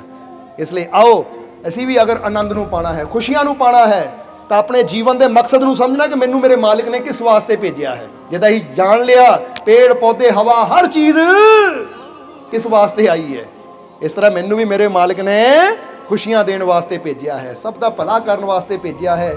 ਔਰ ਮੈਂ ਨੋ ਵਨ ਕੈਨ ਹਰਟ ਮੀ, ਕੋਈ ਮੈਨੂੰ ਤਕਲੀਫ ਨਹੀਂ ਪਹੁੰਚਾ ਸਕਦਾ, ਕੋਈ ਮੈਨੂੰ ਹਰਾ ਨਹੀਂ ਸਕਦਾ, ਕੋਈ ਮੈਨੂੰ ਨਿਰਾਸ਼ ਨਹੀਂ ਕਰ ਸਕਦਾ, ਕਿਉਂਕਿ ਮੈਂ ਆਪਣੇ ਮਾਲਿਕ ਦਾ ਬੱਚਾ। ਮੈਂ ਨਿਰਾਸ਼ ਹੋਣ ਵਾਲਿਆਂ ਚੋਂ ਨਹੀਂ, ਮੈਂ ਗਿਰ ਕੇ ਉੱਠਣ ਵਾਲਿਆਂ ਚੋਂ ਆ, ਔਰ ਉੱਠ ਕੇ ਮੰਜ਼ਿਲ ਤੇ ਪਹੁੰਚਣ ਵਾਲਿਆਂ ਚੋਂ ਆ। ਮੈਂ ਰੋਣ ਵਾਲਿਆਂ ਚੋਂ ਨਹੀਂ ਆ, ਮੈਂ ਹੱਸਣ ਵਾਲਿਆਂ ਚੋਂ ਔਰ ਹਸਾਉਣ ਵਾਲਿਆਂ ਚੋਂ ਆ। ਬੋਲੋ ਹੋ ਕਿ ਨਹੀਂ?